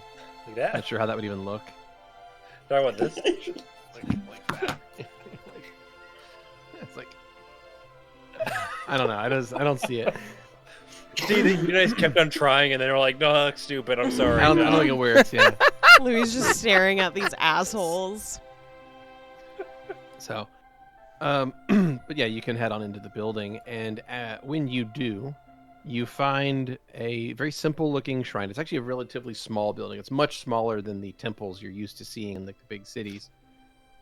This particular one really wasn't much more than a shrine, and based on the age of the building, you would guess that it predated the city. And inside is a very small space, big enough to hold maybe 80 people if you jammed them in. So it's a pretty small shrine, or small temple, I guess, in the way of temples go. But in the front of the building, sort of stooped over a slab where there is a person's body lying. So there's an altar and there's a person's body upon it. And there's an old man sort of doting over the body, kind of like dabbing it with cloth here and there and whispering words. Louie will stop at a certain distance and just turn around. The man appears to be rather aged. You would probably guess he's in his 80s. His face is crisscrossed with wrinkles. He's wearing a very, very plain cloak, like a robe, rather. It's a hooded robe, but it looks threadbare, tattered in places. It's stitched together in a lot of places very poorly, stitched back together from various damage that it's taken. It looks like this man has probably been wearing this robe probably for most of his life. He's a very, very plain looking. It's just basically a dark brown robe that looks just Consecutively? it's like it's all Not that he's like smelly or anything, but it's just like a very worn piece of clothing. That would sort of show that it's been like his wardrobe for his entire life, practically. Right. Good morning, sir. He looks at you. Says, and a fine morning to you. May Eden bless you all. Thank you. Well, we are traversing adventurers, investigators, known as the Circle Seekers, and we are told there was a murder. We're here to see what we can provide. I have not heard of you, but I would not push away the offer of help. This woman was brought in here a short while ago. It is a true shame. And he'll sort of step back and allow you to examine the body. Hell yeah. Xander will search Zu'lin. So we'll go to this body, give it a once over just visually first. Mm-hmm. Yep. Gonna make a perception and a heal check. Yes, please. Alrighty. I shall do the same. My perception is a 17. And Zu'lin. Perception is 16. Wonderful. Okay. And then we'll take those heal checks. My first heal check is a 23, and my other check is a nat 20 for a 29. Got a nat 20 for my heal. Double nat 20. yeah, let's go, Xander guys. and Zu'lin. Fucking So that is We a solved the 29. murder. We did it. Yeah. So that's a 29 to 28 on your checks for the body, and you're going to basically be able to examine this very quickly. You've had a lot of practice at this, and this by now. This body is relatively fresh as well. You believe this body was likely, this person was killed probably within the last 5 hours. They were slain with piercing weapons, and it looks like they were stabbed a few times in the chest. And the body is marked on the abdomen with a strange slashed up circle. God damn it. We found it. The circles we're seeking. I told you it was a We good did it. name. Campaign over. We got it. Good game, everybody. Good game. Good game. We all get ice cream now. Yay! Oh. Aw. Shit. I suppose we were gonna autopsy. I Okay. suppose we need probably permission from the lovely folk in this temple. And I will approach the person who is presiding over it. Mm-hmm. You approach Seriously. Father Mateo, the old priest. We have had some experience with bodies that looked quite similar. Some of them seem to be missing parts. May I ask that I'm able to perform an autopsy on this body? Very well. You may do that. This young girl was someone that I knew. She was I can assure that it'll be carried out with the most due respect. I see. Well, do what you need to do. Zuma's going to head back Rips her over. face off immediately. It's like, Stavik, you can take this. She starts pulling pieces out. No, we don't need those. We don't want those. Here you go, Stavik. Let me just staple this to you. No! Zu'lin, should we speak to the body before or after we perform the autopsy? Will it affect the individual if they were to be opened up afterwards? I suppose if they're mouth is tampered with, it could potentially be a problem, but I don't imagine it would. Well, I see no reason for not just asking the questions now, then. Understood. I am not as familiar with this particular spell as our friend from the Temple of Thess, so I only have 2 questions, I believe. So, Which questions should we ask, since it seems that this is a known person? Perhaps what events led to their death? Is that what we asked last time? Yes, that is what we have been asking. And does anyone have an idea for a second question?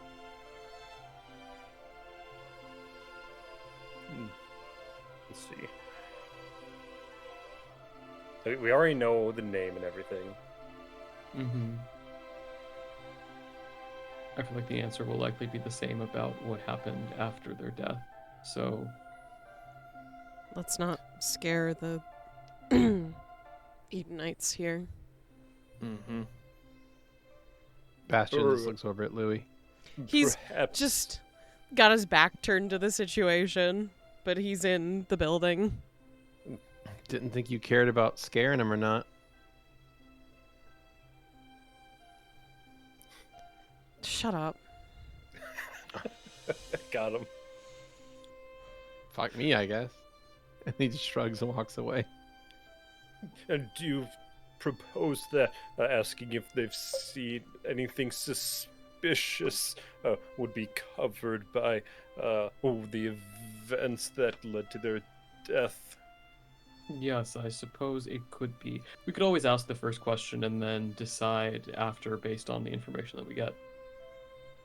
Understood. Just we must talk in hushed tones then. Yes, indeed. Not ask any questions. Not ask any questions. Phrase anything as questions. Well, not at your leisure, friend. Understood. Xander is going to step over so he's standing right behind the head of this body, and he's going to reach out his hand, and as he does, there are going to be motes of light, golden light, that appear all around.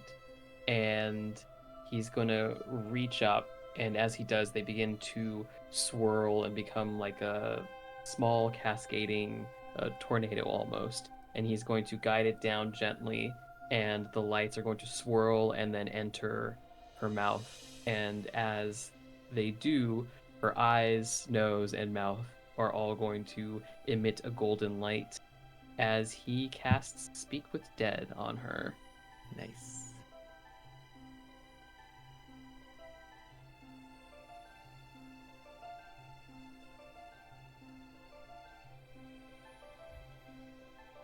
All right, you cast Speak with Dead, and I'm going to make a little roll here. Cool. Okay. You cast Speak with Dead, and as you finish the spell, the body of this young woman is going to sit up. And it's going to look at you with empty eyes. It awaits its first question. What are the events that led to your death?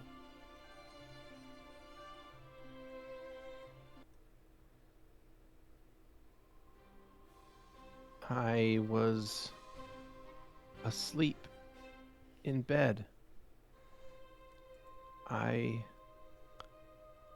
don't remember exactly. I was laying in bed and I felt a horrible pain. My eyes opened and I blinked, tried to see what loomed over me, and I saw a figure silhouetted against the moonlight coming in through the window. I didn't see much detail, but I felt a horrible pain in my chest. I looked down and there was a blade sticking in me. And as you can see, the body has a very large hole in the center of its chest, like where there's obviously a piercing weapon stabbed in. I don't know why or how. And that's the end of their first answer. Xander is going to look to the others and say, we could potentially ask about any details on the weapon. Louie, Zu'lin will nod. facing away from you guys, kind of shrugs, but he's wiping his face slightly too. Xander will look to the others just to confirm that they're in agreement. Valentino, no. Go for it.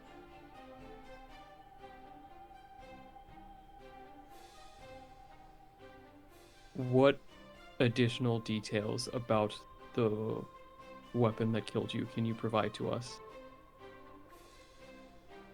I don't know. I couldn't see it very well in the dark, but I felt so cold when I died.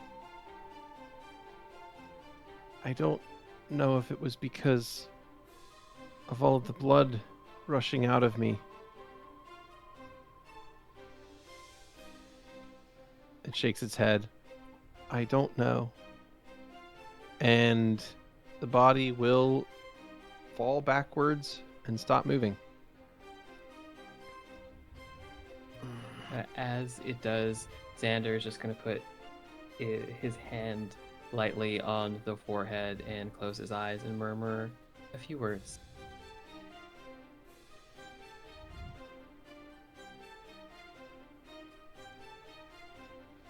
Well,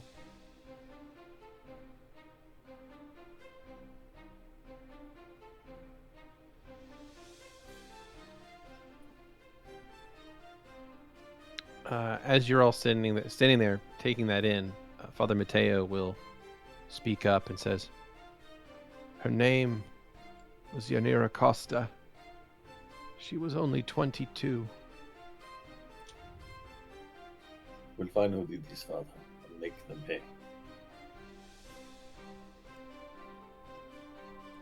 She was such a bright young girl.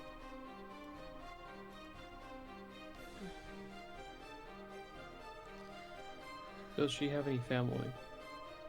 The Costas live on the outskirts of town, in the rough side.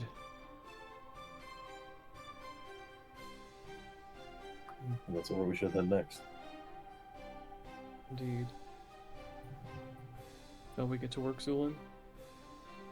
What was that? Shall we get to work?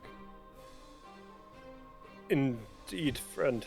And Zu'lin will produce his Adamantine series scalpel, Reladine exclusive. Glance. And we'll start operation. On the bottom of Alright. the screen, you see the little ad scroll. Order now. Right. Oh, would you like me to? She's doing good for yourself. You know what I need to do? I really need to write up a Reladine jingle. Fuck. For when you need something, I gotta make it rhyme properly. No. Then you need Reladine. I gotta write this thing up. Oh, okay. Just give me, I'm gonna workshop it. We'll get this thing together.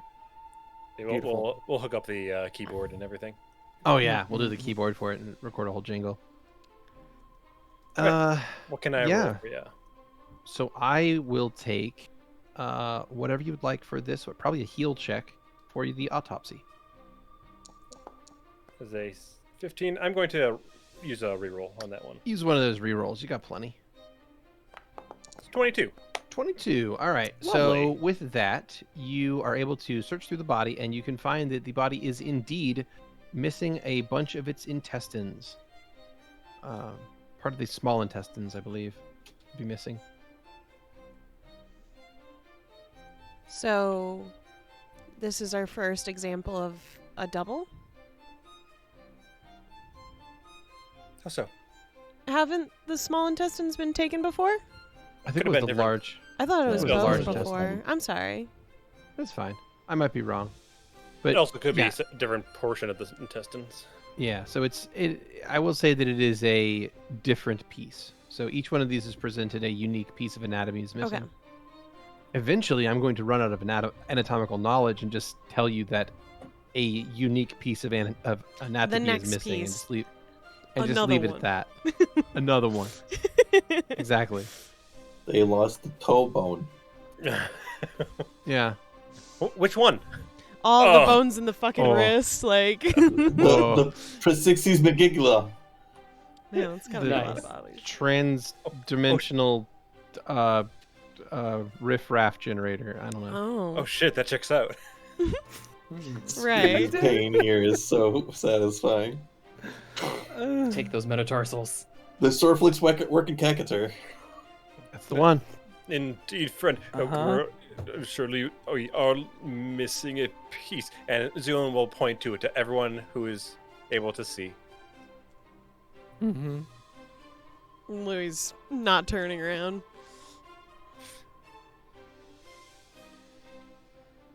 Is there anything else we would like to inspect with this Xander?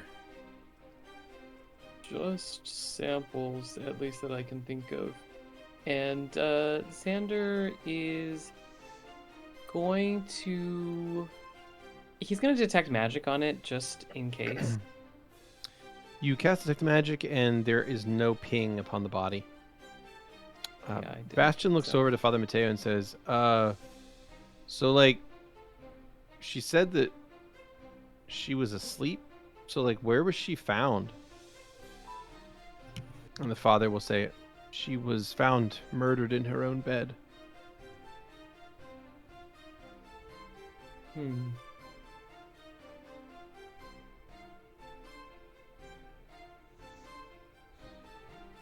That makes sense. Since there's nobody to move them around anymore. I was good if that's the case. I wasn't sure for a bit.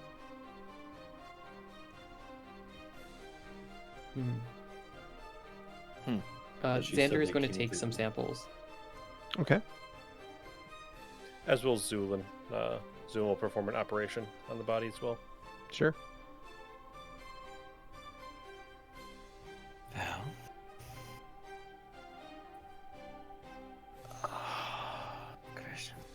Questions. They, I she was hate to see murdered this by focus. someone who came in through the window. There may be a trail. I don't want to waste too much time. We should also make note of the coolness they noted. They are correct in assuming that they may have been cold due to the blood loss, but I would say it's important for us to at least keep it in the back of our minds. Indeed. Agreed. Agreed.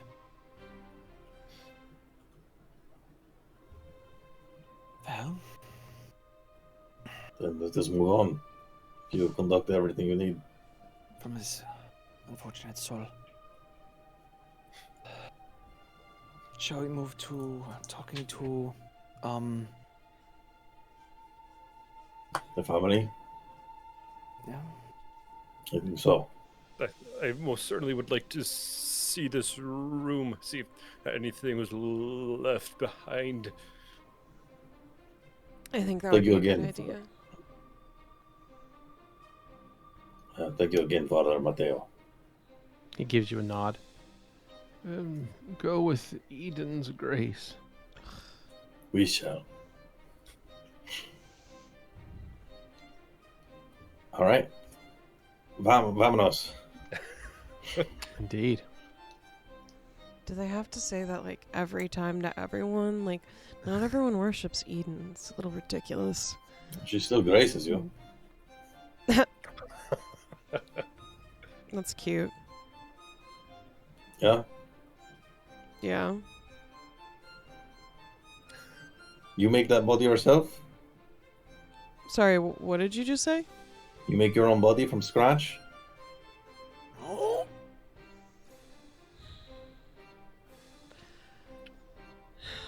Valentino, don't start this today. I didn't even start anything. Eden did.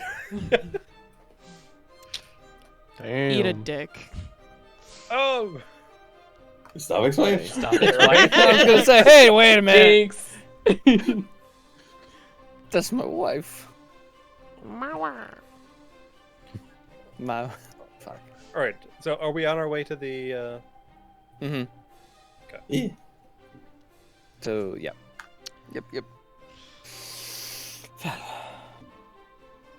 It seems as though death is not gonna say following us, but feels like it. I mean, they might be following us. One of us. I I don't know why you wouldn't say Just gonna that. look down at the moth Yeah, on his shoulder. Zu'lin is going to also be looking at the moth. I want to know if anyone else is having the same thoughts I am. Oh, obviously we have this moth that's been following us. And at the same time we have seen multiple deaths of the same nature. Oh, those are unrelated. Oh. That's Oh, pretty I- confident, bro. Like, why do you think that? Because the moth has been with me since before any of the murders in Luciana. How do we know that, like, you're not the one doing the murders? Hey, come on. And maybe, like, the Because moth if I is was the helping you. one doing the murders, there would probably be no evidence left behind. Because if I mean- was actually a criminal, I would probably cover my tracks better. This person Probably- clearly does not want to be caught, and it would not I make can very much vouch. sense for me. I can vouch for them for last night, at least for this Yeah. one. You're probably right.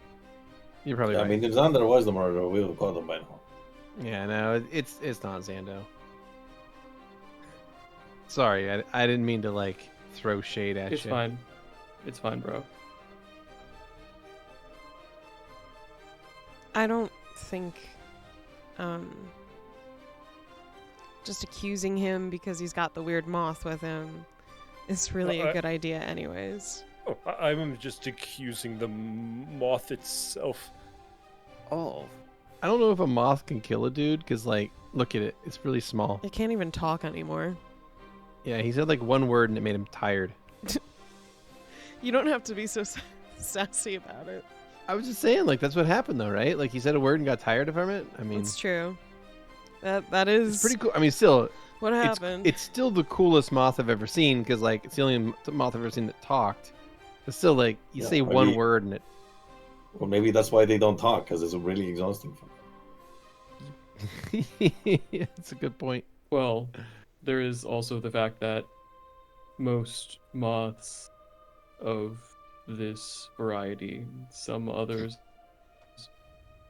they're only meant to live a very short portion of time. They don't actually have functional mouth parts, and they cannot actually take in any energy. So all of the energy they have in their life is the energy that they've accumulated before, and once that's done, then they die. So yes, a lot of things make moths tired in general. Huh. Perhaps this one could emit some form of aura that could cause others to Go into a murderous rage. perhaps. After all, we have seen many different styles of killing. Again, Xander's point was that the moth has been with him, like, from before we've met? Yes. Then it wouldn't Perhaps. have Seems like been something that should have been us before, but has anyone been dealing with any of this shit before we met? Nah, not me. Zu'lin shakes his head. No. Not that I'm aware of, no. Yeah. That's quite an answer, because Valentino's looking at Stavik the entire time. After Oh he my asked that. That's funny. I mean, I will also say that while this portion of the conversation is going on, Xander has like kept walking. Okay, yeah, you guys are making your way toward... Yeah. You're going to go Yeah, to we're the walking. Costa residence? But I will specify that he is like sped up to be Okay. like away from the rest of the group as that happens. Gotcha. Well, is it just me, or is he even more like avoidant on being near us lately? No, it's not just you, but I figure he's got a reason for it. I'm not going to do the opposite of what he's trying to accomplish. He wants time alone, and I'm not going to go bother him. I see. I will keep note of that information.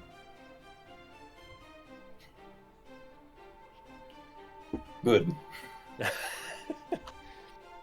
Also, I'd like to say that this conversation was only occurring when there was no other people near us.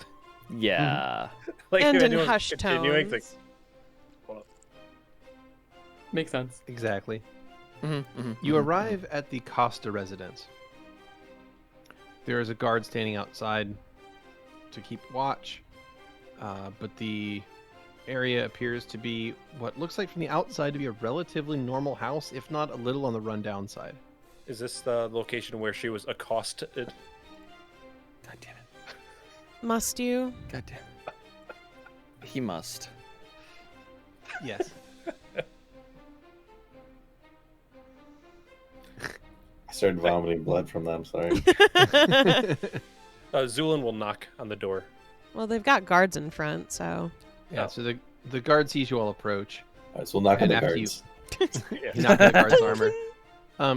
As Clang, you clang, clang. approach, the guards, of course, will ask for your identification. After a short conversation, you explain who you are and what you're doing here, and the guards will allow you into the building.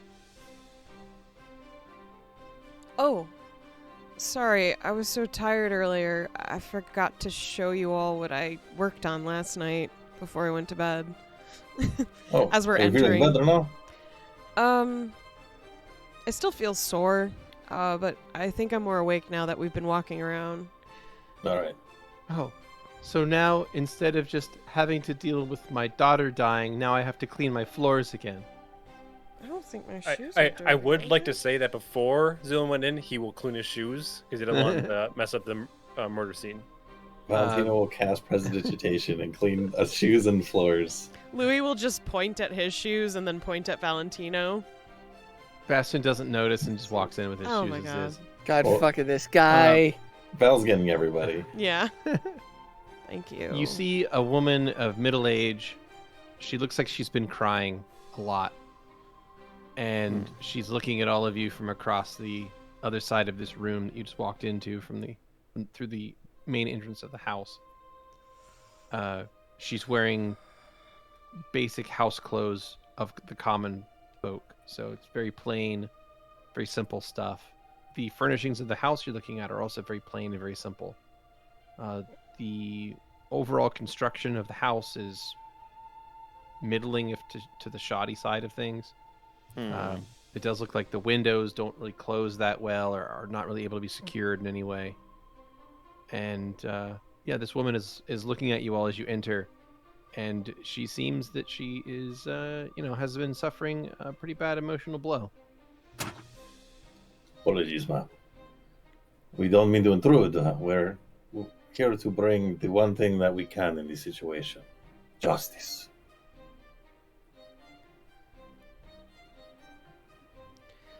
We are the Circle Seekers, and we are investigators. We were hoping to look and see if there was any evidence that might lead us towards finding who did this. With your permission, of course. Your nearest room is through there, and she'll gesture to a doorway on the left side of the wall. While my comrades are looking, would you mind if I made you some tea? Since you are allowing us into your home. Sure. Come with I'll me. take a diplomacy check. Oh boy. Okay.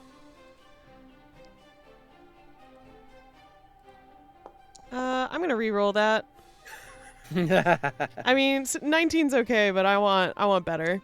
I'll take 25. Okay. There you go. So you've used another one of your rerolls, Correct. and you now have a diplomacy of 25. You get her into the kitchen, away from the murder scene, and begin making her tea. What you can find is that her kitchen is understocked. It is filled with,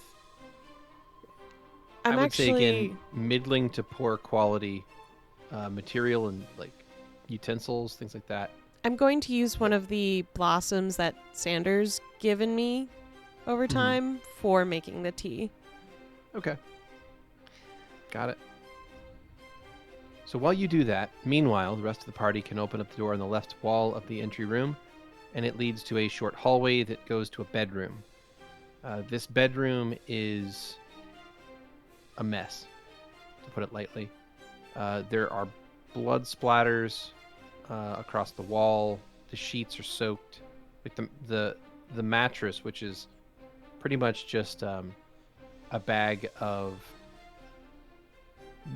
like basically like wool that's been sort of pushed into a bag and sewn shut. It is like soaked through with red, and it's bad. The room is pretty nasty. That's fantastic. Beautiful. Not to be macabre, but like it would be so much worse if it was pristine. Yeah, it's That's a true. it's a That's horrible true. looking room. There's blood everywhere, and there's also footprints. There's like Right. shoe prints on the floor. I'm gonna start following those immediately. Yeah, see where they go. I would like to make a point of order. Huh? Xander is not with the group or with Louie. Where did Okay. Xander go? He is outside the house. He has not gone in. Okay, you're outside the house. Make a perception check outside the house. Meanwhile, everyone else in the bedroom, I'll take a perception check to examine the murder scene. Using my reroll on that. Okay. Oof. Will it Terrible. burn it if I do this? No. Spicy reroll. Yes. Wow, that was all right. Let's do one more. You I have got a like lot. everyone had like 6. So Yeah. you got plenty. Okay. I'll do one Yeah. as well because that was absolutely have- atrocious. I did So technically many get a of better these. roll this time. Okay, all right. I see how it is, Foundry. Amazing. We'll just take what we got. Wow, I will do I got another one. 18, Holy so- shit. Yeah. So Valentino rolled a 4, my and then God. Valentino rolled a 6, and then Valentino rolled a 6 again, and then Zu'lin, Oh, it's like me. rolled a 4, and then a 6, and then a 4. There. This place is a Fuck fucking you. mess. Jesus Christ. I think I used up like all my things. You We used had up like 4 of your 6. rerolls. You had 6. You just used Okay. up 4 of them there. So you'll have 2 more rerolls. All right, Zu'lin and Val. So Valentino, you're 12. You're not going to get a whole lot of information, but Zulin's 26 is going to get a little bit out of this. You examine the space, and you can see that the assailant very clearly entered this place through the window. It looks like the window is not actually made of glass exactly. There's no glass window. It's a hole in the side of the house. Like again, this is like a poor hovel home, right? So there is shutters that you would be able to close and open, and it looks like someone just sort of forced the shutters open because they're not exactly load-bearing, like incredible things. So someone must have forced these open, but did so silently enough that the victim did not wake up from their sleep. Then they crawled in through that window and then delivered some sort of piercing attack that killed the sleeping target. You see footprints leading from the middle of the room back out of the window, like shoe prints. And then if you follow those outside, they very quickly disappear into the wet streets. As I mentioned, there's been like cold, damp rain every morning. Alrighty. What does the shoe look like? Is it in particular? Like, is it a special kind of make? It It looks kind of like a fancy shoe, like just a pretty regular. Fancy's not even the right word. Just like a shoe, basically. It's a shoe print. Very basic, very simple. Not any kind of work upon the sole of the shoe to make it look unique in any way. So it's not like there's not like designs cut into it. There's nothing special about it. It's just a very basic heel blop and then a toe blop, right? Okay. Then so no maker's mark or anything. Nothing that you can notice. No, I mean you can measure the size of the shoe, which I would like to do. Yeah. Okay. Get a sizing. Wonderful. Go ahead and make a. There's no check for that. Sorry. Near as you can tell, you would say the owner of this footprint was probably not overly huge as a person goes. Like the shoe print is not for that of like a very large person. You would say this person was probably between 5 and 6 feet tall. Okay. It's a big range, I know. But I'm just saying, like, they didn't have like particularly small feet or particularly large feet. They had average feet. You got it.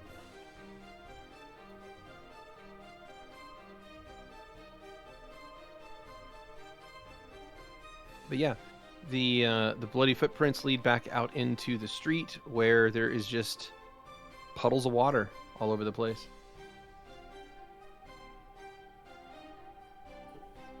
No roll we can make to try and discern something. I think a wet street might have more tracks than like if it were dry. Could I do a survival? See if I can track any further? Yeah, absolutely. I will absolutely take a survival. I'd like to assist with that. I'm not very good at it, so I'll just do the assist roll. That is an 18. Okay. I give you moral support. Do you have any rerolls left there? I do, but I'm not gonna burn it on a fucking +2. That's fair. Will it hurt if I roll bad? No. Okay, then yeah, I'm gonna leave. Valentino just kind of, he's like, "You're doing great, buddy." That's what I would have gone. I'm giving the construction site assistance. Love it. Well, in that case, you take a look at the tracks. You follow them out into the street, and they end about 15 feet down the alleyway behind the house, and they just sort of end. And there's just puddles on the road, like on the alleyway. So Is it's it just like a dead end, or is it just there's no? It goes on through. There's 3-way through. Mm-hmm. But you lose the tracks in one of these larger puddles.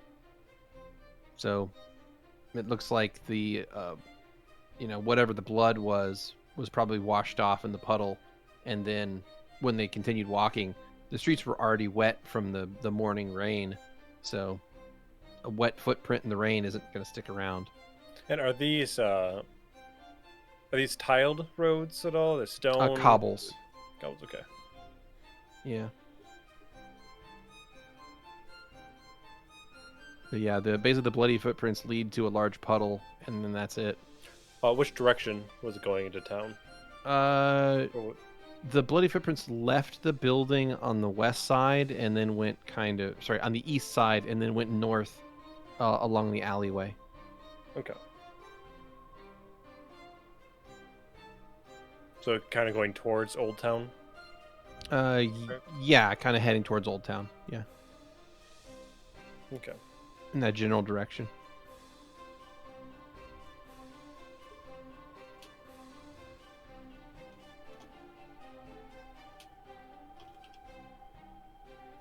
Oh. I think Valentino then losing the trail will then go ahead and look for Xander. Xander is standing right outside of the building, right next to the front door, kind of staring back in the direction that they came from, with his hands just clasped behind his back. You good, buddy? Oh yes, I'm doing all right, Valentino. How are you? I've been better, but I guess I've been worse. I mean, this town's pretty... other than the murder thing, this town honestly pretty rocks. But, I don't know. You That's seem fair. unusually distant this morning. Oh, is that so? Yeah, like that. Oh, well, I just figured that since there is actually no way to know for certain that I am not the cause of this, or the moth that I'm carrying with me at all times is not the cause of this, I figured that it would be better for the investigation for everybody to do it without me here, in case I'm getting in the way. Xander, look me in the eyes. I am certain you're not the cause of all of this. You've got shit going on, and I'm sure that, perhaps there is some intertwining, but I am certain you're not the cause. Thank you, Valentino. That means a lot. Unfortunately, not everybody has the same level of perspicacity that you do, and so for their sakes, I will try to avoid getting in the way too much. But we can't expect them to. And I appreciate Bro's healthy suspicion. It is a good approach to have, even if probably should go through everybody and get the confirmation. Oh, that's quite all right.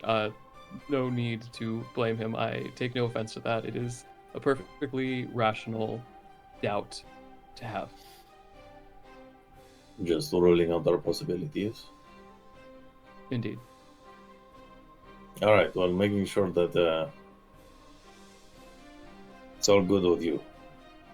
Of course. I appreciate you. So I would say about that time, your all various investigations sort of wrap up, and you find yourselves back on the street outside of the Costa residence.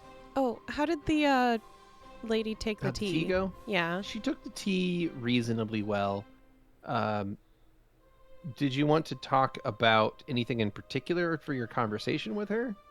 He wouldn't actively bring up the murder, but instead he would take the time to comfort her and just soothe her in his own way of just talking through take- things. A diplomacy check. Okay. 32.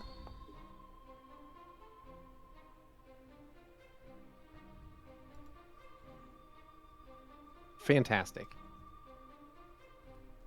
And Louie, you are going to basically pull at little threads in the conversation, and you manage to steer it to get her to kind of talk about the things that she loved about her daughter. Mm-hmm. The things that made her happy, the things that made her proud as a parent. You got her thinking about positive things. To make her, remember the good times and to not dwell on the tragedy that has befallen her. And you do so in a way that she doesn't even realize that you've done it. So, you get her to smile, which is pretty impressive. Wow. And with that finished, you make your way out into the street to meet up with the rest of the party. I hope you enjoy the rest of the tea. Have a good rest of your day, ma'am. And while I am in town, you are welcome to talk to me at any time. We're just at the inn at the south of town. Okay? She'll nod. And as you get back outside, the rest of the party is there waiting, and Bastion is pacing back and forth. You okay? Yeah, I'm just, thinking about the murders and stuff, right? So, it's just weird that, we just got here and somebody's dead. So, I know I shouldn't, blame us, and I'm sorry for, shooting suspicion at you, Xando. I didn't mean to upset anybody. I just feel like if we just got here and someone's already dead, then maybe it's us. Maybe we did something. So let's just go down the line. Okay. And let's just figure out where we all were last night. So Okay. we all know where everybody was. May I So, just say something? I mean, I'm fine with us saying what we did last night, but I do want to state that when we were in the alleyway in Luciana, Xander did guess that there was a likelihood that this would follow him after he took A's energy spot, whatever you want to call it. So I just want to say that was a guess that ended up being right, you know? Okay, but like, let's just establish where everybody was last night, okay? Stavik, where were you last night? From after we got back to the tavern, Lean I into the sat mic. with. Oh, sorry. So after we got back to the tavern, Xander and I, we sat next to the front door the entire night. Well, that's not completely true. There is maybe like 2 minutes where you wandered off, but I don't believe that was enough time for him to go anywhere. But you two were together. Yes. So Yes. unless you're both lying, you're watching out for each other. So that's good. Okay. Val, where were you last night? Oh man, those beds were fucking fantastic. They were, right? Yeah. Holy shit. Those are good beds. Plus, I mean, we looked at the shoe size. Like, It's true. It wouldn't have was- been you. The shoes were Sure. too You big. said the person was 5 or 6 feet tall or long. Hardy har har. Yes, I don't think that. Hold up. Can Louie confirm? I would rather not Xander talk can. about. Yeah. Bastion Salt, too. And so did Zu'lin, so I don't know what you want Yeah. from me. It's true. Zu'lin was there as well. Zu'lin's Um, facing just so that the mask doesn't catch it. Just Yeah. like, The beats Oh, in the yeah, way. like tasteful in the sensor. center. Yeah, He the tried blocked to, it. but then Louie's like, no, go away. He's peeking around the That's corner. because y'all were being creepy. Uh, Also, he didn't realize y'all were following him, so he got really freaked out by that. yeah, so... Okay, so you were asleep in the bed. I was asleep in bed. I went to my room, I drew something for everyone, and then I went to bed. In the same room I was in. And what about you, Zu'lin? As you said, I went to bed quite early in comparison, although halfway through the night I did get up to potentially go to the bathroom, but decided against it as I didn't want to walk into the tavern area. Yeah. Well, I guess technically, other than Xander and Stavik, we're not actually accounted for. We were alone, all of us.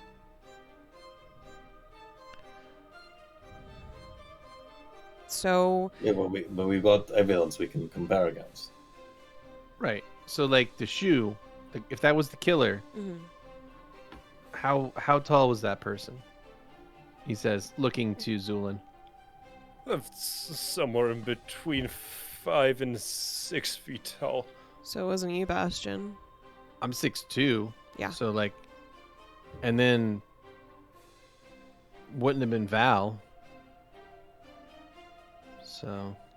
I guess it's either me or Zu'lin if we did do something. That being said, such a measurement is quite a common human height range. True. Well, Okay, well, here's the thing. If we can't find anything else today that leads us to a person, I will... Okay, I can't say that I'll sleep in the same room, but I'll at least be in the same room as someone tonight. Fair and square. Ugh. all right. I feel like buddy system's the only way we can, like, absolve each other of guilt, you know? True. We got to be able to, like, keep tabs at least, because if this is following us, then we have to make sure that it's not us doing it. Okay. were we not all present when the gal from the first inn so tragically died in the basement? Yeah, but we all kept splitting up here and there. I see. I don't know. I think anything's a possibility at this point. I'm not trying to point any fingers, sorry, but we should be able to rule out ourselves just for comfort of mind, you know? I think that's fair. That feels good. Yeah. That said, with Sounds the right. evidence we got this time, our victim actually saw a killer, so That's true. I feel like we got a better lead than we ever have. Yeah, all the other ones were like running from their shadows, so Yes. I'm I think curious what we why can this do- one changed, to be honest. Maybe they're getting sloppy, getting scared. Maybe we can catch them then. Maybe it's easier in a bigger city. Maybe there's more people out in the middle of the night in a big town, and this town's not big enough and people aren't out. So it, maybe whoever did this had to go looking for people in their homes. I still have a suspicion it may not be an individual per se. If I recall, the circle had said that the nobles had let something out. That something may just be altering people's states of mind. True. Or Like the moth. yeah. No. But A always referred to them as them. Maybe it's multiple people. I mean, all of these things could be true. Yeah. Maybe we're just dealing with Luciana's sloppier cousin or something, you know? I don't know. It's just I'm just throwing stuff out there. I don't know. But buddy system, what's the plan there? How do we there's 6 of us at least, so we should at least have one person with us at all times. Very easily. Yeah. Myself and Xander can post up outside of the hallway. Oh. If anyone leaves, we would know. Well, Stick with barring Louie, there being windows. Yes. What? I'll stick with you. Okay. And then I suppose I'm sticking with Zu'lin. Save you all the energy of having to fight over me.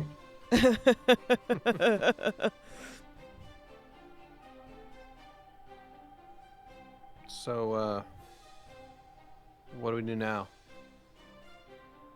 Well, we still have to deal with that tree. I guess we should For now, go we talk can- to that noble. I wouldn't say Yes. noble. I think they're just affluent. Elena literally said noble. Did they say noble? I don't know. So Maybe they that were was just- just the word that they just entered had my money. brain when I heard money. Let's go to the grove on her. whatever she prefers. I swear to the God. I swear to God, if. Shut up. Louie just starts walking away. I'm just curious which god. I imagine he swears to as many of them as he can manage. Yeah. Mm-hmm. Fuck you!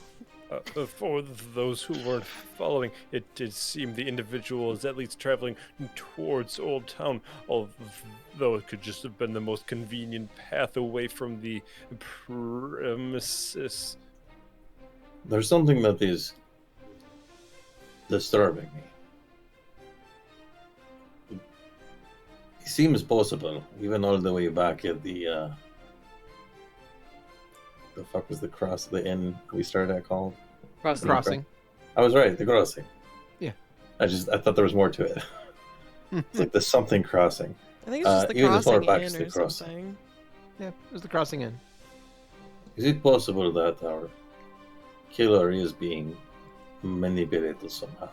Killers. And that Or the like mind reason we control. or some sort of possession, something like that. Maybe. Something that could be on and off, and so even if we find the person, they don't even know they did it. What See- about the first individual we apprehended in Oh, man. But he didn't know the details about the wound and such. Indeed. It seemed rather incidental. The Although other gentleman, He was knocked out, and we didn't really press him much farther.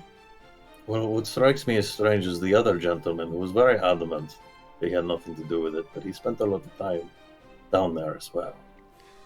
I was inclined to believe him. In a way, still am. But if you did not know, I suppose in We made a Luciana lot as of well, the mistakes. circus.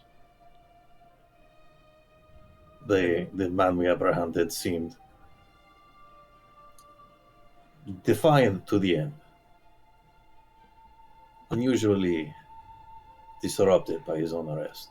And also knocked out, so we couldn't ask him. Yes.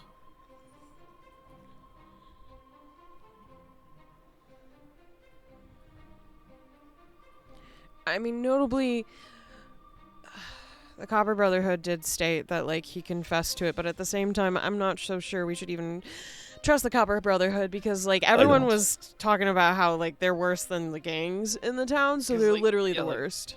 What if they just beat the confession out of somebody? Like that's not like a Exactly. good confession, you know? This is not a confession. I've seen the real That's- guards do that. Ugh. Little guys like that. To Exactly. beat somebody to answer questions, that seems completely ineffectual. What's worse is when they It- heal them and then keep beating them up. I knew it was coming. That sounds sadistic. set if me you ask up. me. It sounds sadistic if you ask me. Oh, very much so. Well, so that means that if that's true, then it could still be one of us, and we just don't know it. It's true. That's But- true. With the buddy system, hopefully we can rule that out. Yeah, yeah. Unless it's like more than one of us. Well, we'll be able to figure that out as well. If we Buddy have our system, buddy right? system going, and this still happens, and more than one of us are unaccounted for. Unless it's literally all of us. I think we would know if it was all of us. I would hope so. But I mean, I know it's not me. I also assume none of us have any connections together from anything previous. I suppose Bastion and myself may originate from the same location. oh, I mean, I don't think I'm from where any of you guys were from. I'm certain that I am not. And I'm prepared to entertain this, but if it gives you any comfort, I imagine if we were being possessed, then our possessors would have to engage in some sort of battle of wills, which I know they will lose, so I'm certain this is not something we need to take too seriously. I don't know. I feel like I have a decent, strong will, but who knows? I've met plenty of people who are stronger than me.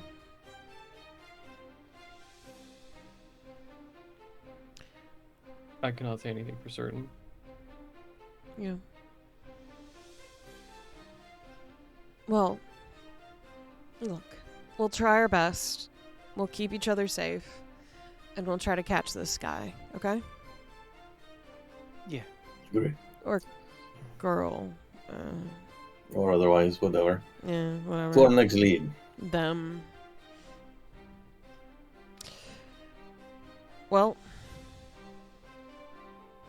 we should be to the orchard person soon. At least this town's a lot easier to navigate than Luciana, but at the same time there were big gap areas in Luciana, so you could kind of like use that as like landmarks almost to get around the city, you know? There's some more tall rooftops to perch from and get the vantage point. You're so weird. I think the word you were looking for was adventurous. but No, I'll it take wasn't. Daring? No. Cute. Rapscallion. No. So what's this house look like? Yeah, what's this house look like, Beardy? All right, so you guys make your way from the rough side all the way over, after getting some directions as to where this is, onto Sour Hill, which is in the middle of town. Oh, I'm sure It's, that hill's sour, all right. It is the highest elevation in the town, and it looks to be where all the rich people live. Oh, look, Valentino, rooftops that you can see from or something. Yeah, I think I may. Perhaps this And- evening.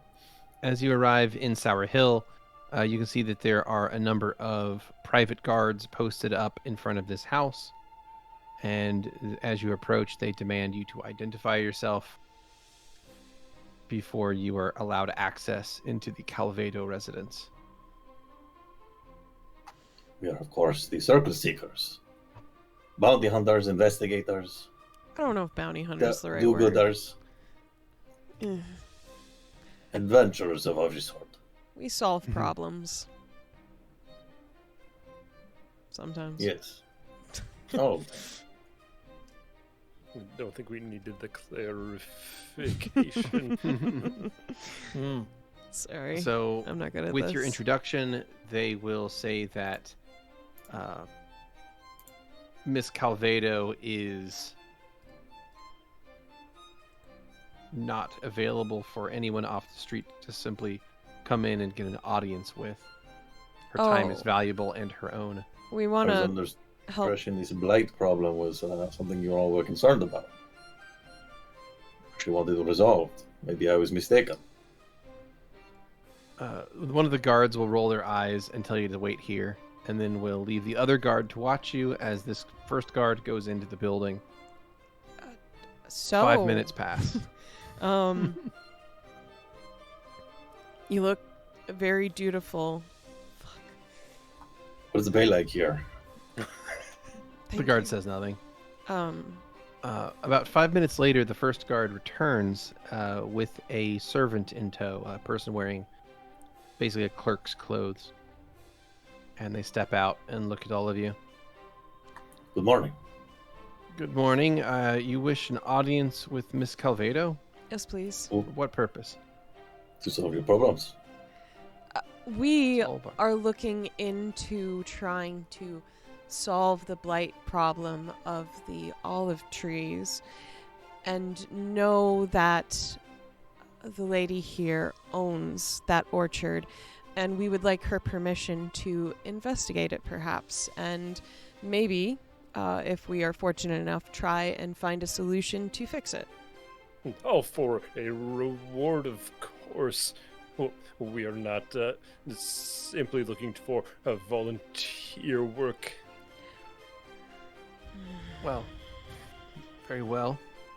I can set up a meeting with you and Miss Calvedo, perhaps after lunch, around 1 o'clock.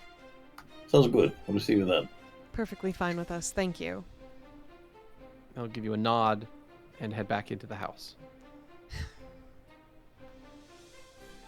And with that, you are left in the street by yourself. 2 guards in the front of the house still watch you curiously. Was there anything else Elena recommended for looking around for things? Nope, that was the two. It was the Nope. mayor and The temple. Isabella. Well, Okay. who wants to go back to the inn then, I guess, unless we want to look around the town. What does everyone Well, want to do? If possible, I would like to look around Old Town, see if there's anything notable. Okay. I think that's a good idea. Okay. As you all travel to the southwest and leave Sour Hill, now that you're no longer on like a mission crunch, you are looking around a bit more, and you see before you a wide open forum area to your south, which appears to be the city's market, known as the Old Orchard Market. And beside that, to the west, this large gray block here is the town's shrine to Symphonia. It's actually a very large open-air stage that is built in such a way for the acoustics to be to bounce around perfectly throughout this sort of dugout theater. Sort of an open-air dugout theater in the middle of town. And I like this town more for every minute we spend here. Are you a firm supporter of Symphonia? I take it. I'm a patron of the arts. I'll be enjoying myself any place I find them. Who can say no to a good performance? It's really hard to send letters to the High Priest of Symphonia. And what is your history with this goddess? It was pretty short-lived. I attempted to contact the Biff, and what? It's a title. Anyways, with no response and no way to actually get in contact with the goddess, I kind of dropped that one pretty fast. What are you looking to contact Symphonia for? I tried contacting every god, Valentino. For the same thing? Yep. It sounds like maybe that was your problem.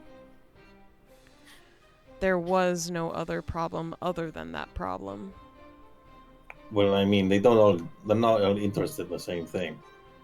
Yeah, well, I tried to go for the ones that would make most sense, and then just kind of whittled my way down, hoping something would happen. Well, I'm sorry for your struggle there, but it's adding up a little bit. Unless you're looking for inspiration on your art, I don't know why Symphonia would be able to help. Hence Well, if you're why looking for that. I attempted to contact the Biff. I was hoping with direct access to a goddess. Well, What role, if you don't mind explaining, is the Biff? they're the High Priest of Symphonia, the only person that she actually talks to. Why not just refer to them as the High Priest? The role is just called Biff. Like, that's their name. So the Biff, you know?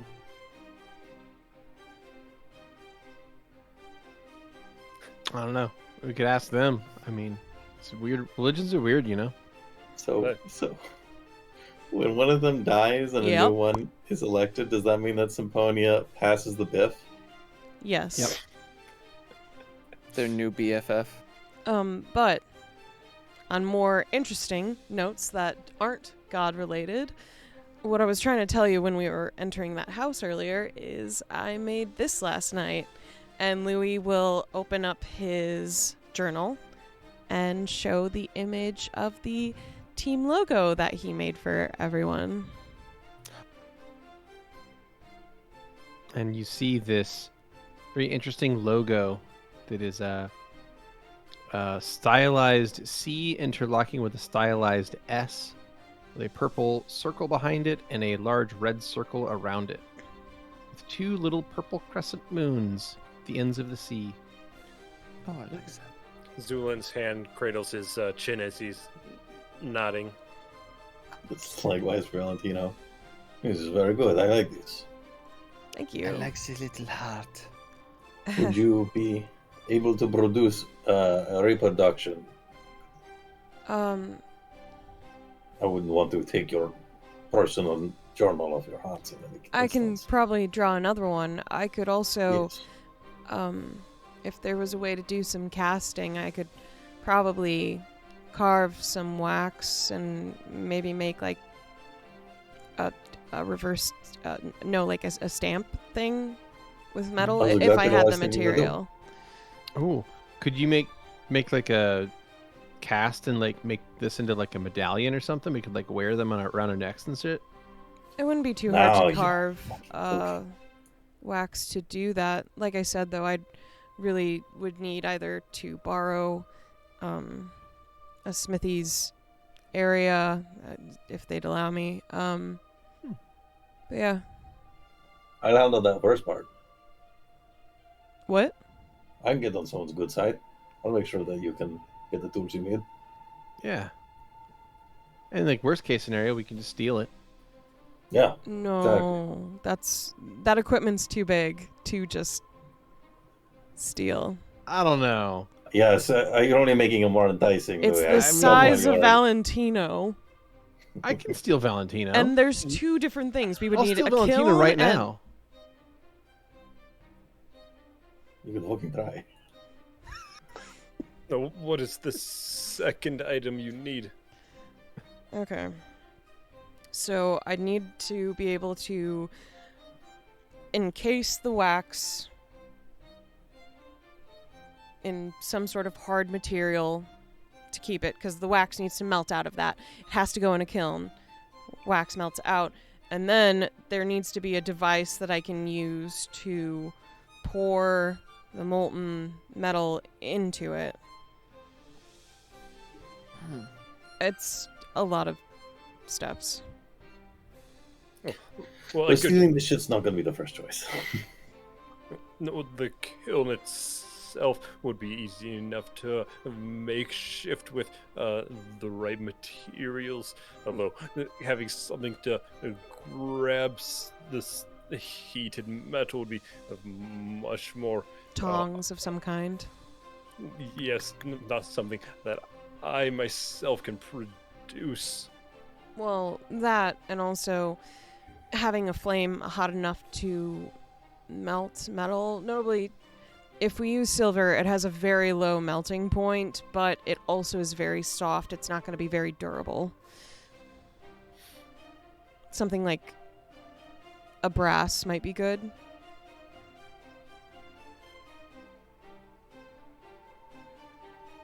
Brass, bronze, any sort of alloy that's a bit tougher. Nonetheless, this is a Okay. silly what-if conversation. I mean, still, it's be a pretty cool thing to make. So, like, I'm down to help if I can. Okay. I don't see what's what if about it. We can definitely get hold of those things. No stealing, though. Okay? I certainly won't be plan A. Yeah, it's not plan number one. Bastion. What? I'm not going to rule it out because, like, sometimes it's cool to steal. What? What? How is it cool? You're hurting someone. Nah, sometimes they People's are. deserve it. Yeah. I would like It's fine. proof of if they deserve it. I will tell you right now, trust me, it will come up and you will agree with me. Don't worry. Yeah. What if it's a goblin or a noble? Shit. Just, We'll just get give it there when we time. get there. I promise it'll happen, and you'll look at me and you'll say, Bastion, I was so wrong. You were so right. Let's steal from this motherfucker. And I'll be like, thank you. Those words will happen. Mm. And their You're stuff so will sure be of it. gone like that. Yeah. It'll be cool. Don't worry. You're both incredible trouble to travel with. Oh yes, Well. I bring trouble wherever I go. Ah, right. Right? Aha. High five. We're And heroes. as Bastion and Val celebrate their victory, that is where we will leave these crazy kids for the week, and we will see you next time. Freeze frame.